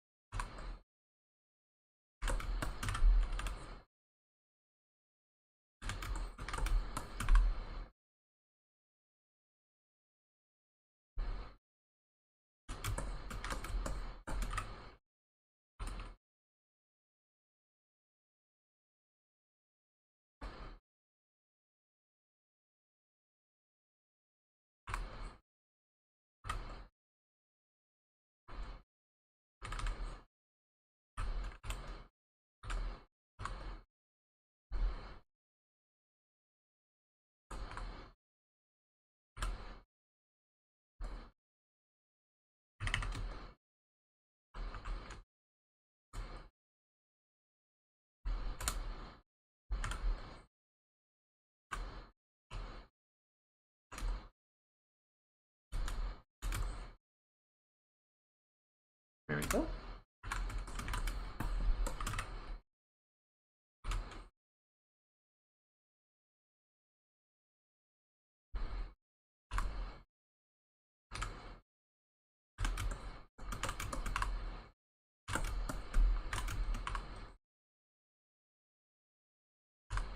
Don't get too caught up in the particulars yet. We'll have plenty of time for that later.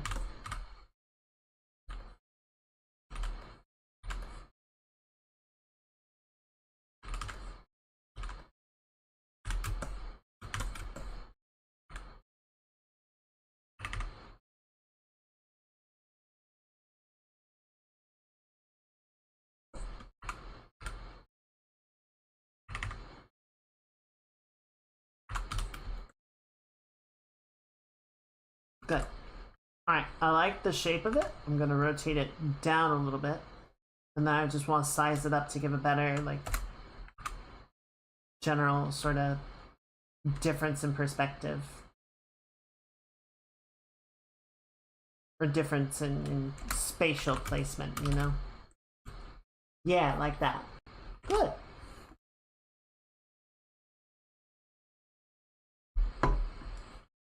Okay, and then last thing, let's move this one up high and back. Just to sort of get it a little bit clear of the blaster fire from the Star Destroyer. Alright, and then lastly, we need the TIE Fighters. Good old TIE Fighters. What a good design for a baddie ship.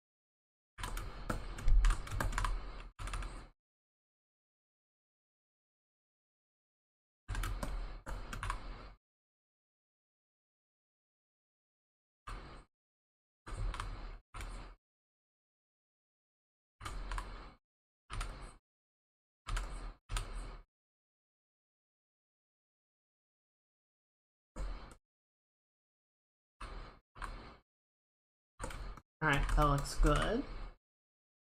And then we have the central spoke that sort of comes down like that. I think at this angle we wouldn't really see the little counter shape on the other side.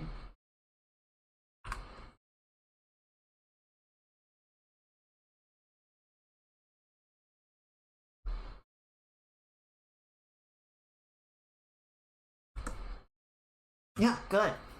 That looks great. Maybe just a little bit.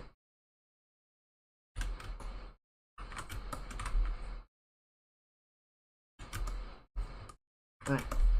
And this one is going to be of a similar positioning. It's going to be much, much smaller.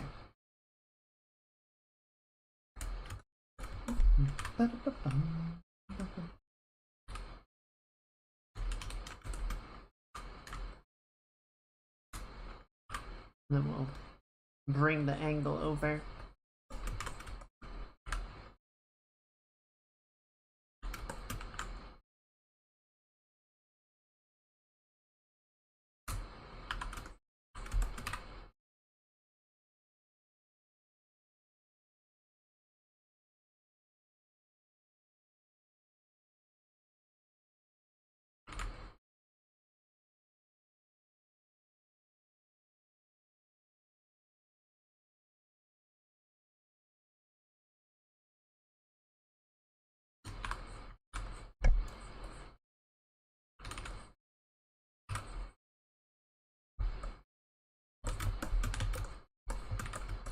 Yeah, alright, and let's just sort of rotate it. One other fun little thing, I'm sorry, I know me constantly talking about Star Citizen gets old, but there's actually another fun little thing that happened in the group. So, you know, the people kind of came and went, but at one point we had 2 Idris and a Perseus. So the Idris is the large combat capital ship. It is currently the largest flyable ship in the game. There are going to be larger, but this is the biggest one at the present time. So, you know, when you see the big fight's happening, the Idrises show up. And there was a cool little moment of us, you know, sort of coordinating how we were going to do call outs and whatnot. And, you know, the guy running the event was explaining, okay, you know, I don't remember who was piloting it, but, you know, we are going to use your orientation as up. So if we call something as being above you, then everyone should look above your bridge, right?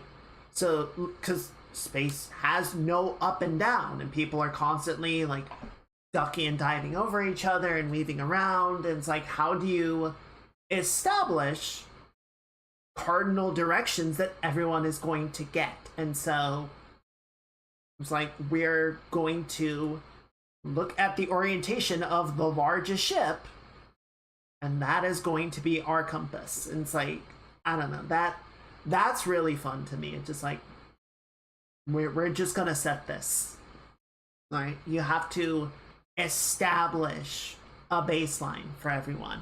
And even like this, one of the things that I wanted to sort of do with this drawing is like, well, what's up, right? You know, if we, here, let me pause, because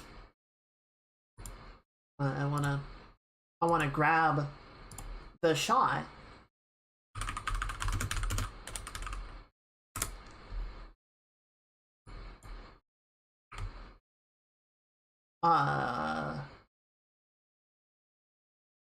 Yeah, this one should have it. It's 15 minutes. It should have everything. Or no, this is the song. Here, yeah, bring up the video. This should be it. Yeah, here we go.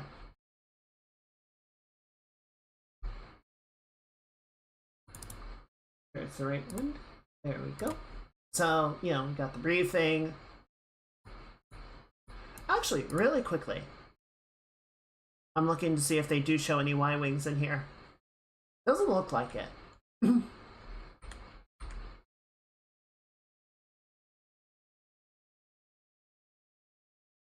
She's so small.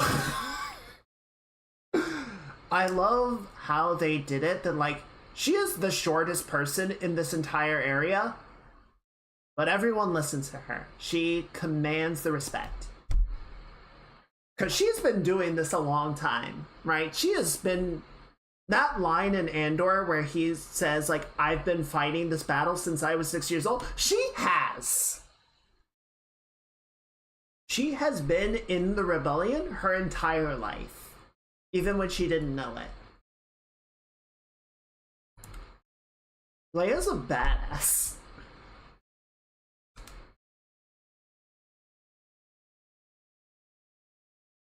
So see, they take off. Star Destroyer is just sort of pointed at the planet because sure. And then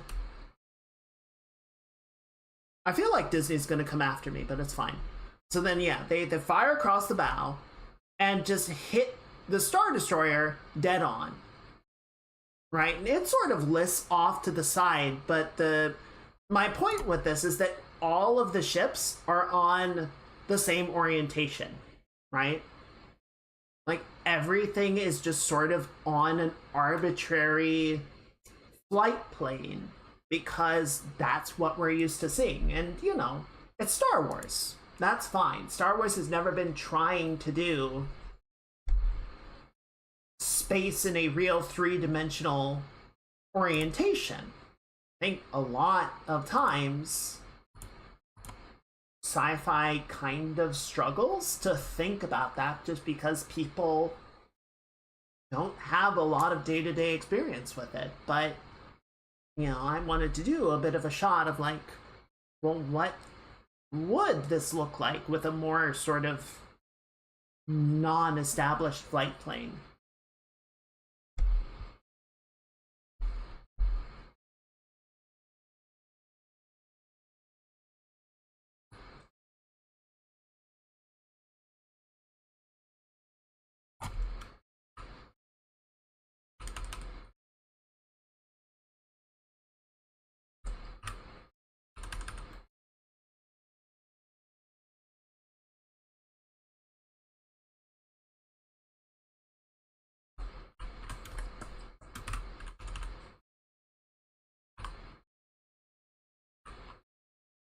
You know, I think a lot of times... Let's see. I'm trying to think through all the various space battles that are shown in Star Wars. Let's focus on the movies, because the cartoons and whatnot get a lot more. There's a lot more of them, and they get a lot more all over the place. But A New Hope is the Battle of Yavin, but, you know, takes place around the Death Star. Hoth only really has the one shot of them escaping, right? It's not a space battle. And then Return of the Jedi is the Battle of Yavin.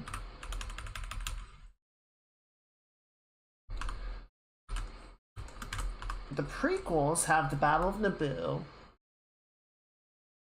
Attack of the Clones doesn't have a space battle. It only has the dogfight in the asteroid belt.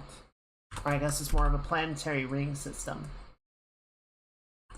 And Revenge of the Sith has the Battle of Coruscant. And then the sequels have Ilum. Or, I'm sorry, Starkiller Base. Oh. Hey, Tishel. The tank's going well. You can actually see it up here. We got it done, quote unquote. I need, you know, the final thumbs up from the commissioner, but I'm feeling good about it. I'm ready to call it done. We just need to see what they say.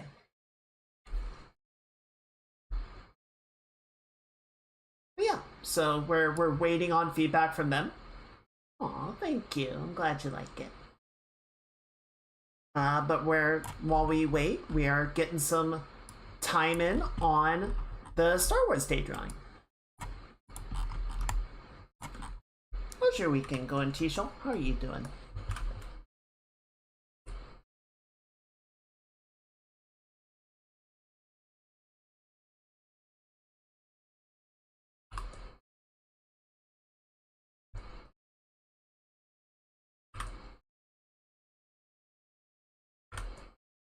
So yeah, Battle of the Death Star, Battle of Yavin, orientation is based on the surface of the Death Star. I'm doing okay. We had another OBS crash. We've had some stuff this stream. I feel like I'm gonna need to go in and do some digging to try and figure out why things aren't working the way that they should be. But aside from that, it's going well.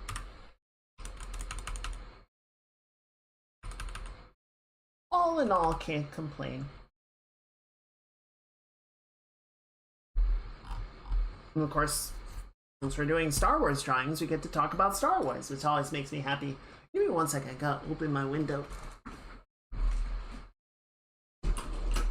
I closed it earlier because people were operating machinery and being noisy. And now it's getting warm, so I gotta let the cool air in.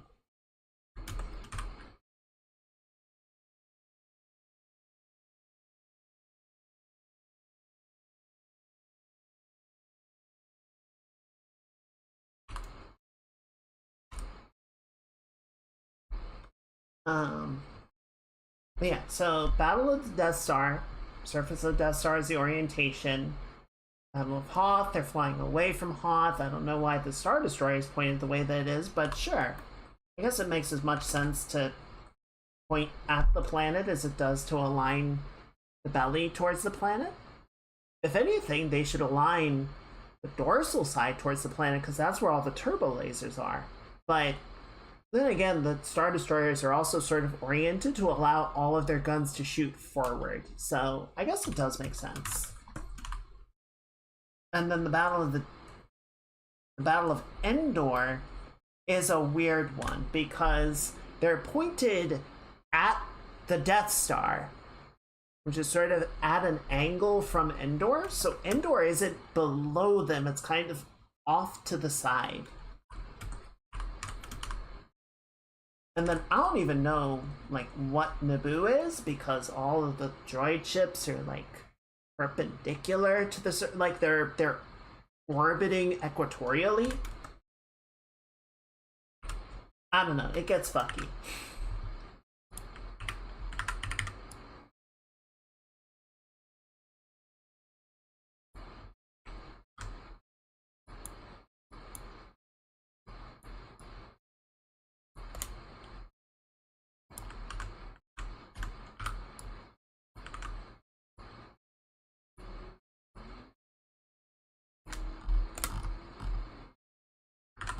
Alright, that looks pretty good.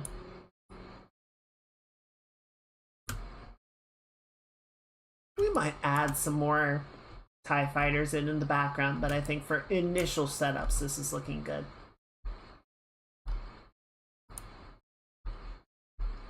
Go ahead and sort of build everything back in. Yeah, look at that. And then we can take the sketch away. Look at that. Look at that. Look at that. So this is based on the escape from Hoth. You know, them sort of trying to get past the Imperial blockade using the ion cannon.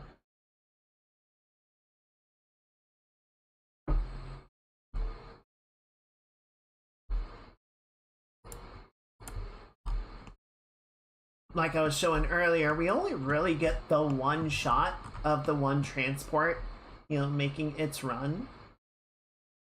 And I feel like we don't get like a really clear depiction of how difficult it was, and I really kind of get the impression based on some of the stuff that they say during the whole sequence that like a lot of the transports, or at least a good number of the transports, do get shot down.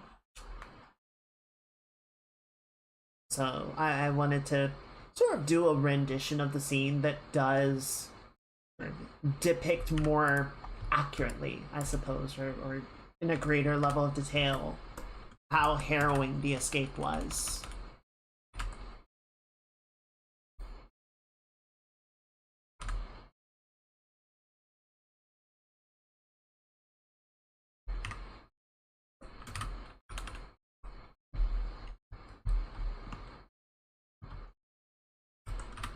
No, it was pretty rough.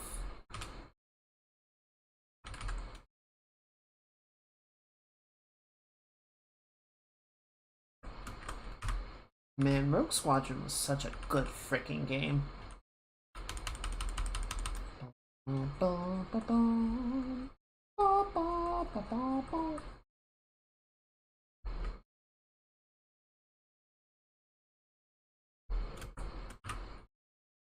Alright, that looks pretty good. That's sort of the cargo boxes and exposed underbelly of the transport.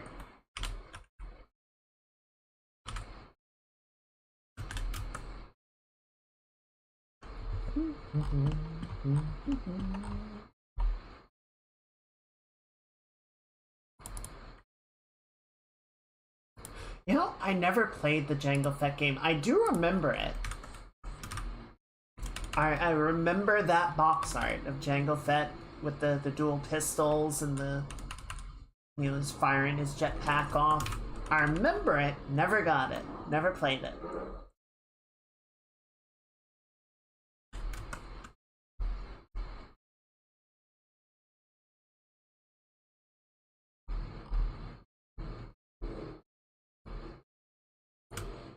Okay. Yeah, Star Destroyers are pretty monochromatic, so not a lot to block in there. More gonna be a question of getting the shading to line up. X-Wings have a lot, so we can start working some of that in.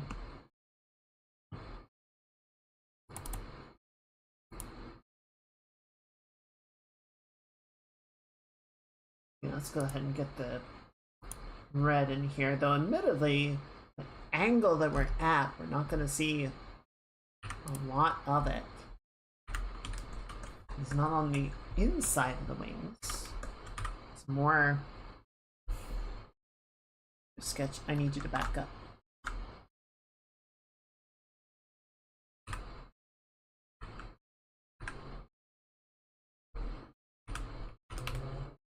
Okay, let's do it this way. Gonna sort of block in too much. And then we'll start carving it out.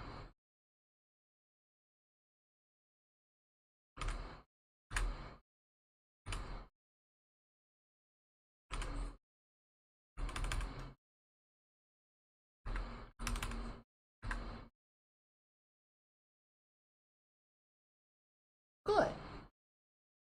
Good, good, good. Alright. Bring this back out a little bit.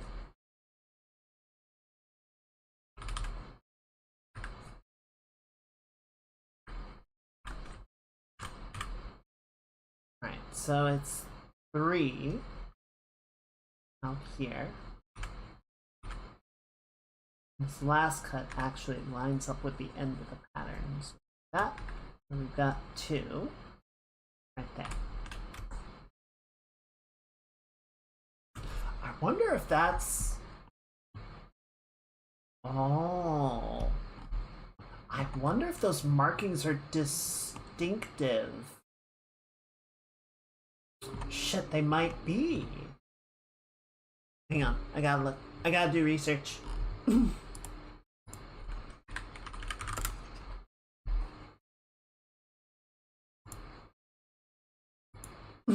So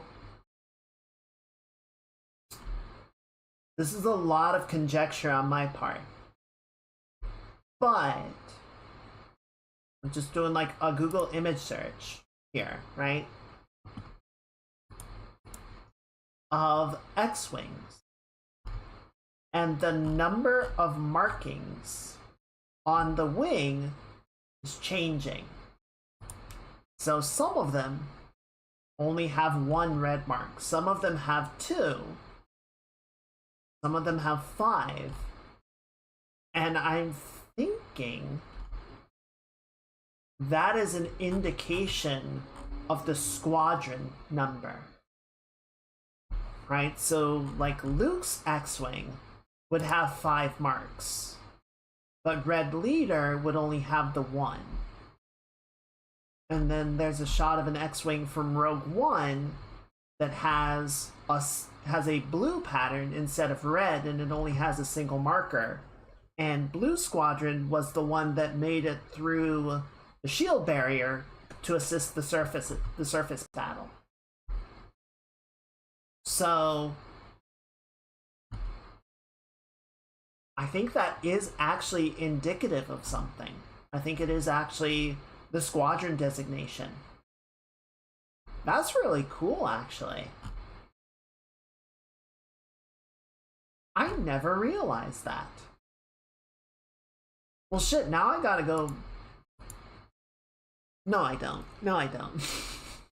I was gonna go back to the hot scene, but there's no way to see clearly the markings on that X-Wing. It was not it was not shot with that level of fidelity or that close to the model. But I think what we will do, you know what though, I'm gonna check because, oh, where did I put the shot? Did I close it? No, it's right there. I'm curious if we do see clearly enough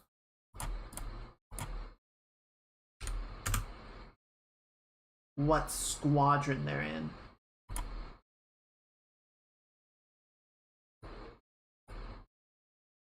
Slow it down for me.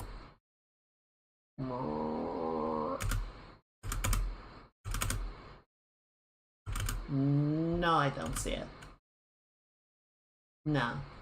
Okay, I was just curious if there was like a clear indication of it, but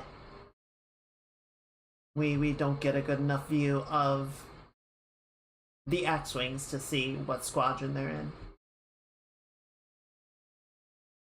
The transport, got X-Wings buzz by right behind it. Yeah, but their S-foils are in, so we don't get a clear shot. That's fine. Chat. What squadron would you like our X-Wings to be in?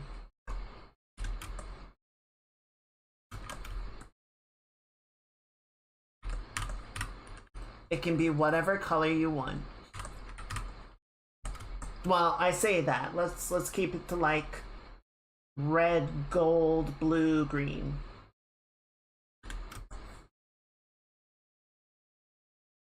Let's keep it to the actual squad designations.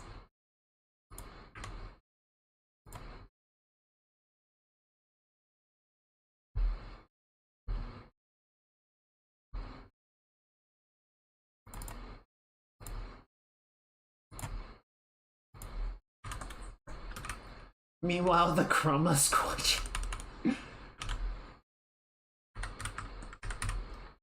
We don't talk about the Chroma Squadron.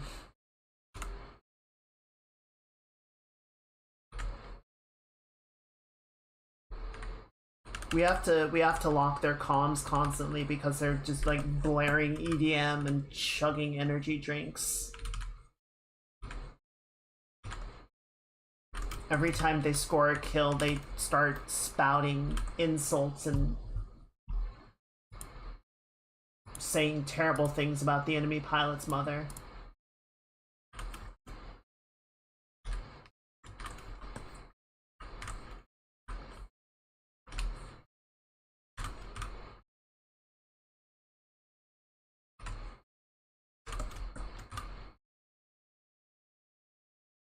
But yeah, what color should we make our squadron? Should they be blue? Gold? Well, seriously, the red looks good. Can't recall the previous blue. Let me check what I did in 25. I'm pretty sure it was red. Yeah, I did red squadron.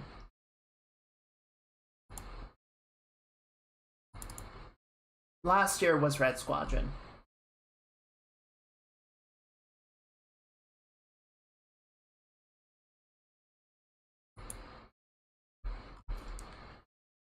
I don't think in the movie they specify which squadron is handling the evacuation.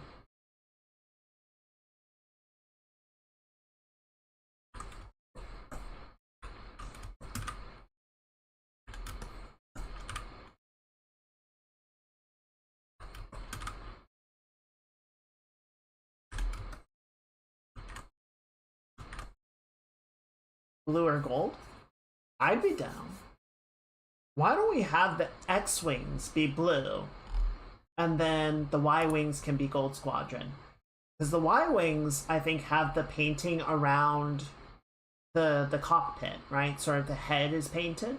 Or it feels iconic, but we shouldn't always do the same one. See, I don't know what the designations were. Like, I think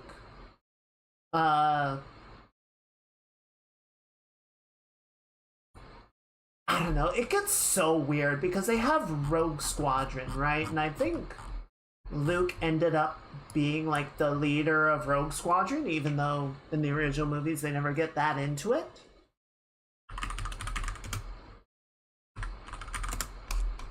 But like, Luke's X-Wing in Dagobah still has the red insignias. So that doesn't go away. That doesn't change. And I think it's still even red 5.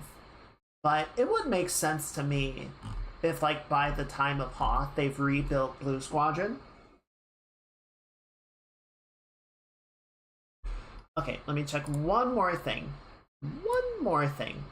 We go back to that opening shot.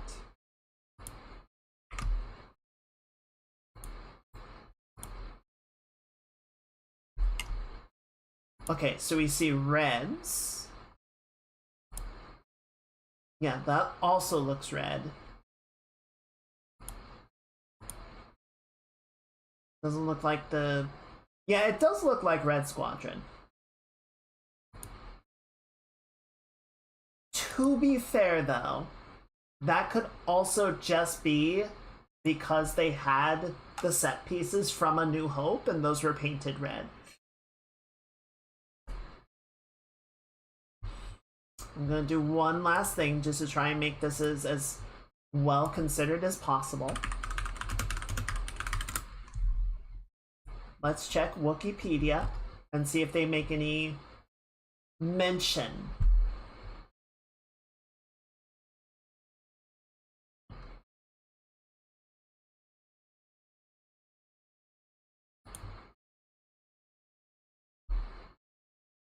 K10, the Imperial offensive, the Rebel escape.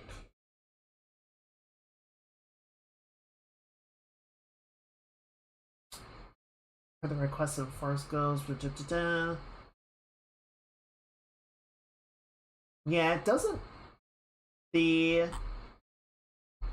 Wikipedia does not appear to make mention of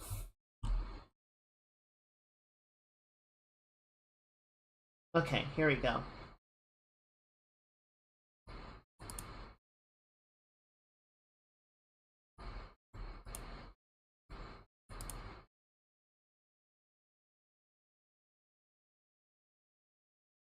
Wizard, dropships, TIE fighters.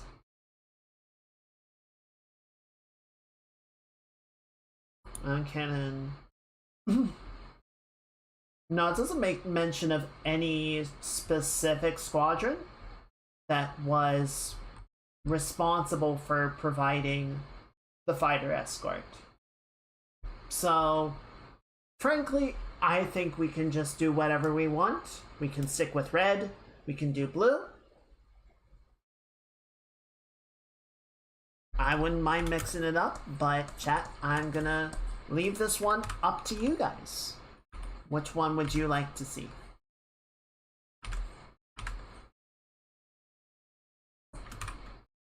I'm hearing a call for blue, and I would not mind switching it over. But if anyone feels really strongly about it, speak now.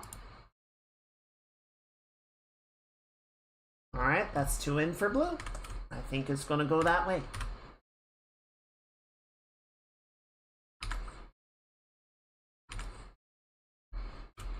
It would be kind of fitting to have Blue Squadron on Hoth.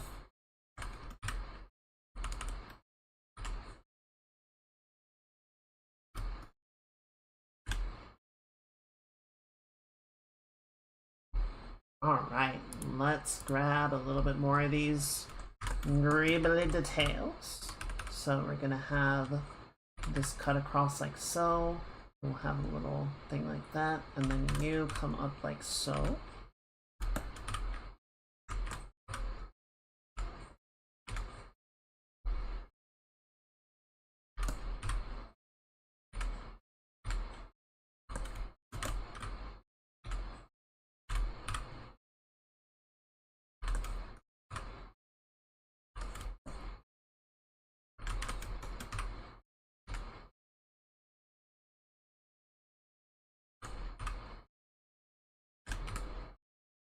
Good. Alright, I think that works. So let's go ahead and shift this whole situation. That's green. More. More! Yeah, look at that, look at that, look at that, look at our blue squadron coming together.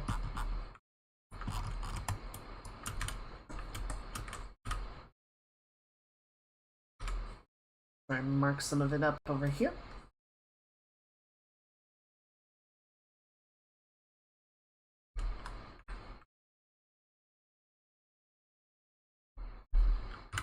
Perfect. No, I love it. I love it, I do. Alright, I think we'll leave it at 3 marks for blue 3.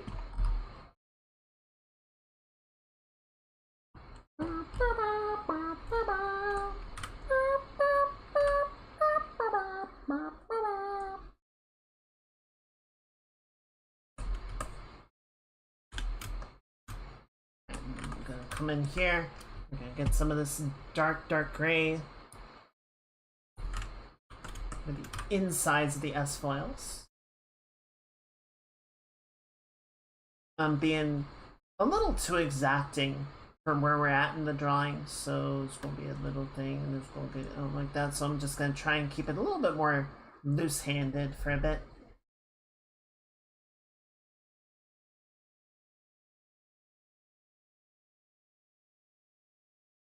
We'll have plenty of time to correct and reposition things as needed.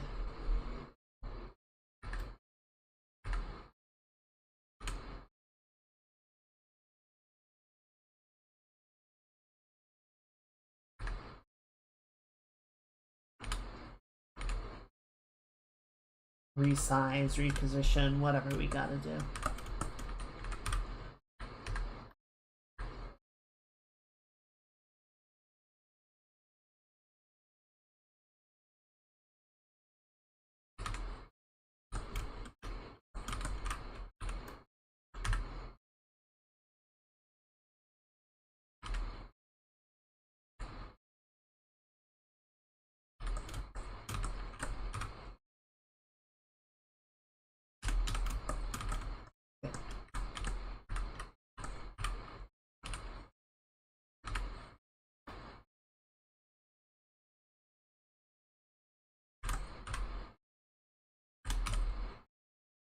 Yeah, that's looking great.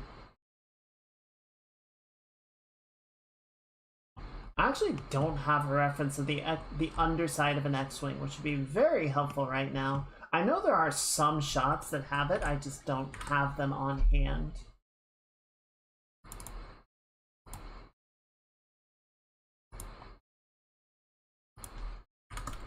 We got the torpedo tubes that kind of shump out the sides like that.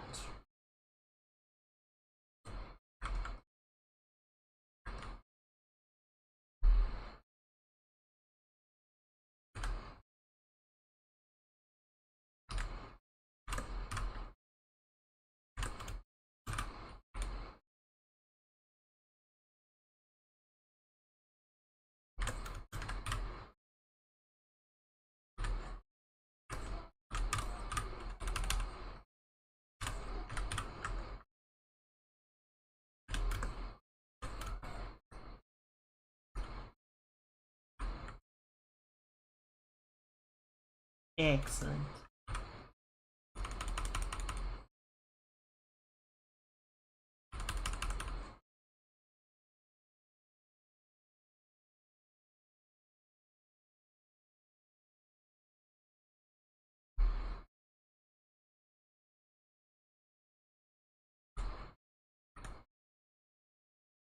Alright, I think that looks pretty good for right now. We'll try to continue to flesh it out, but I'm mostly just wanting to get basic ideas blocked in, right? Get a clear read of what all is supposed to be what, where, how, why.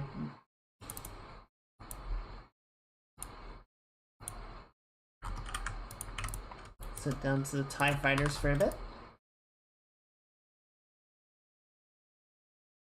For a second, I was like, where's the other one? Oh, it's right there. You can't really see it behind the sketch, but it's still there. He is good. He's all good.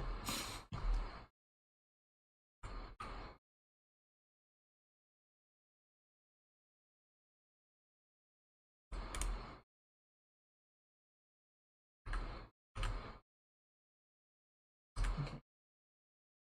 Points on the top. Sides on the side. And next one. And the wings.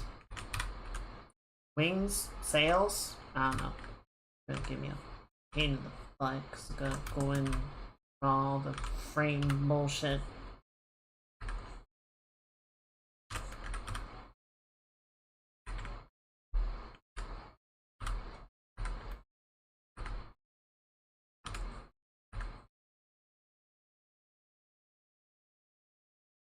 Cool. Alright, looks pretty good. Lock that in. Not sure what happened here. That's not ideal. Here, let's clean it up. One of the corners got a little fucky wucky.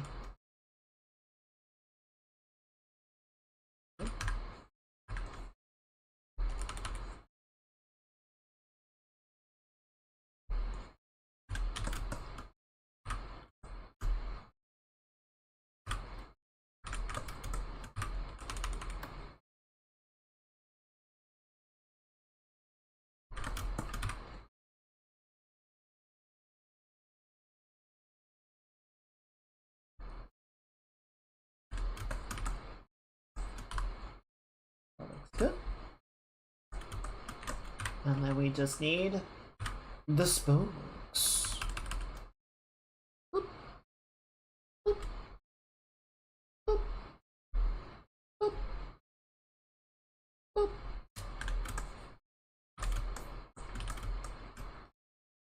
I think I made the body too big. Yeah, body's too big.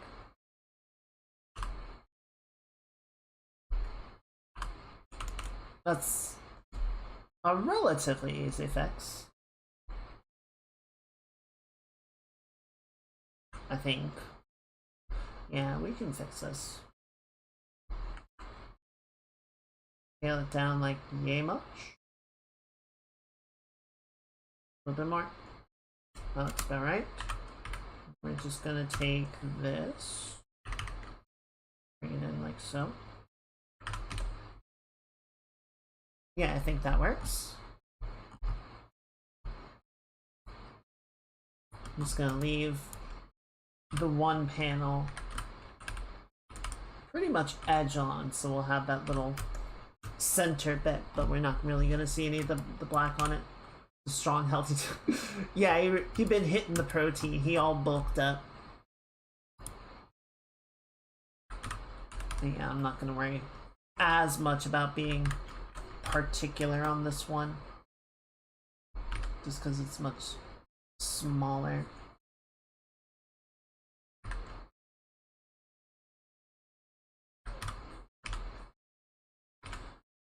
Folks are being loud outside again.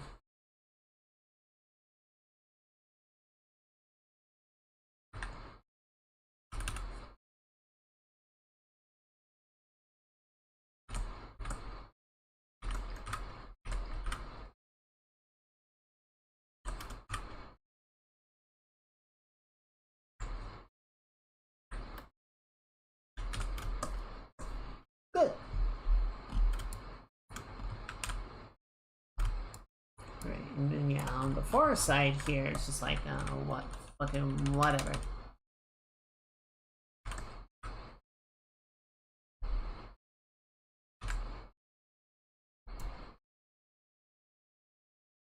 I think on the previous drawing, it didn't actually put like any detail on any of the TIE fighters because they were all so far away that you couldn't really see them worth a damn.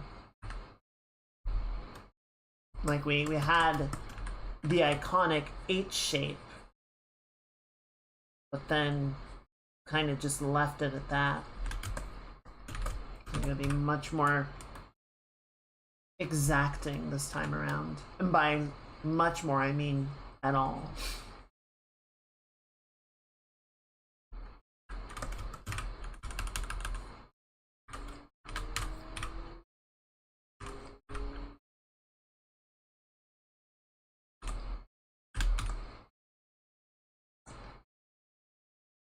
All right, that's looking good. I'm liking where this is going.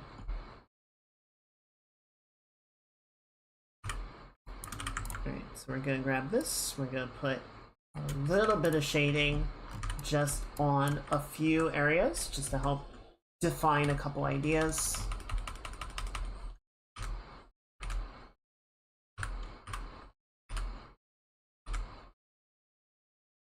Like the inner side of the wedge. Be a bit of a darker inset material.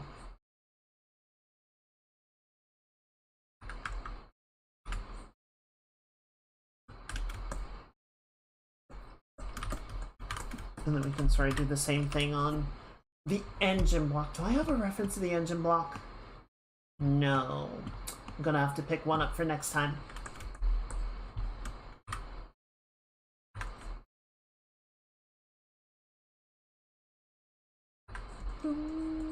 I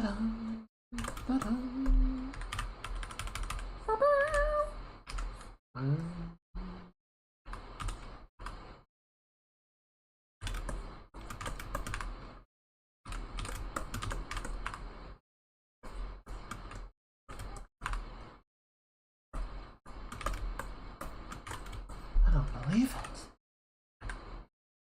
That is why you fail.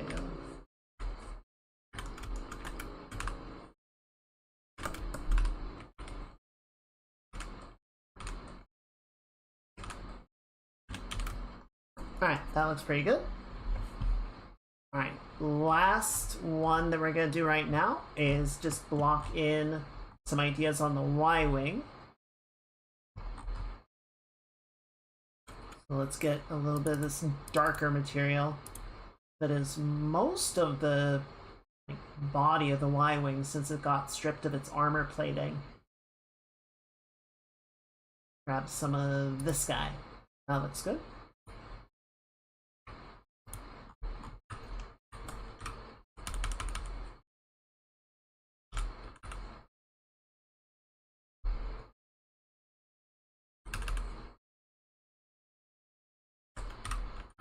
And then pull some of this, like so.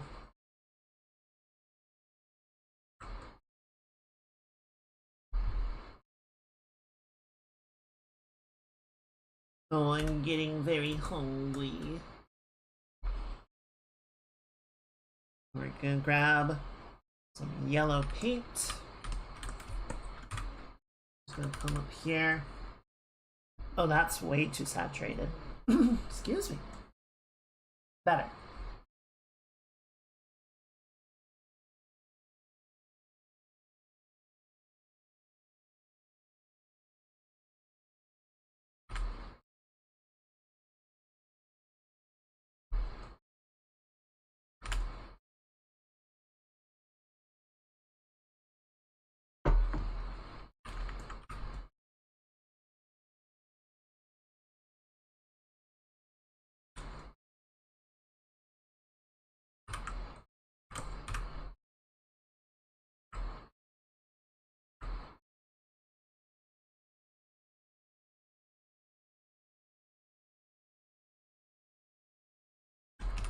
Good. I mean, it's not great, but it'll do for now. It'll hold until we get in there and make something better looking.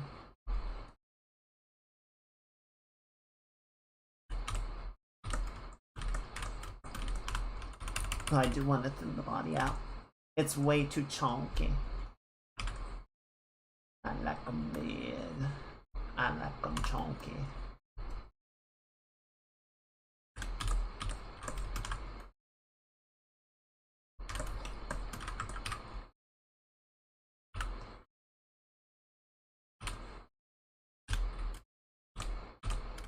Alright, that looks pretty good.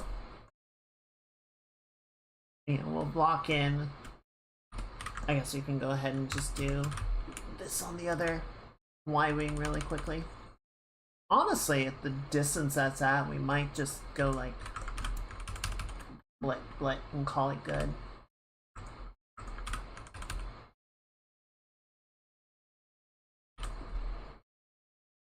It might be far enough back that we just don't really get to see that much of it, you know?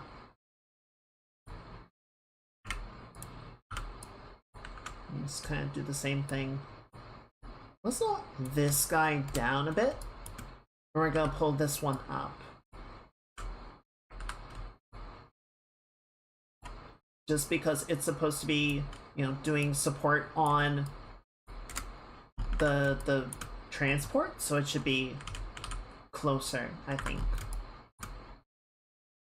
Alrighty, Tishel. No worries. We actually have to go ahead and wrap things up for the night. But I appreciate you coming by. I hope you get some very good rest, and I hope you have a very good rest of your weekend. Yeah. That is time, though. So, unfortunately, we did have some stuff that broke it up. I'm really sorry, VOD Squad. Do check for part 2, though. Or, I guess, if you're watching this part, check for part 1. But yeah, thank you everyone for hanging out. I did not see anything from Bora, so we might revisit on Tuesday.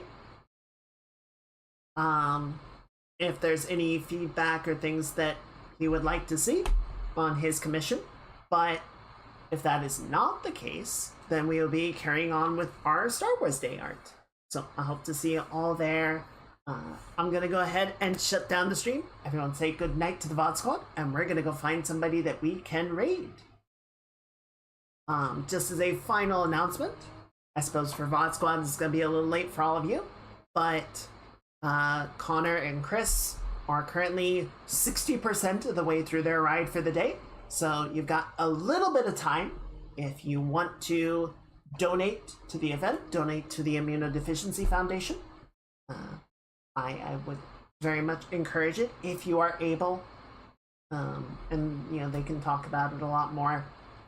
I'm sure they will talk about it a lot more. But, yeah, just if you can. No pressure, but definitely a cause worth championing. Anyway,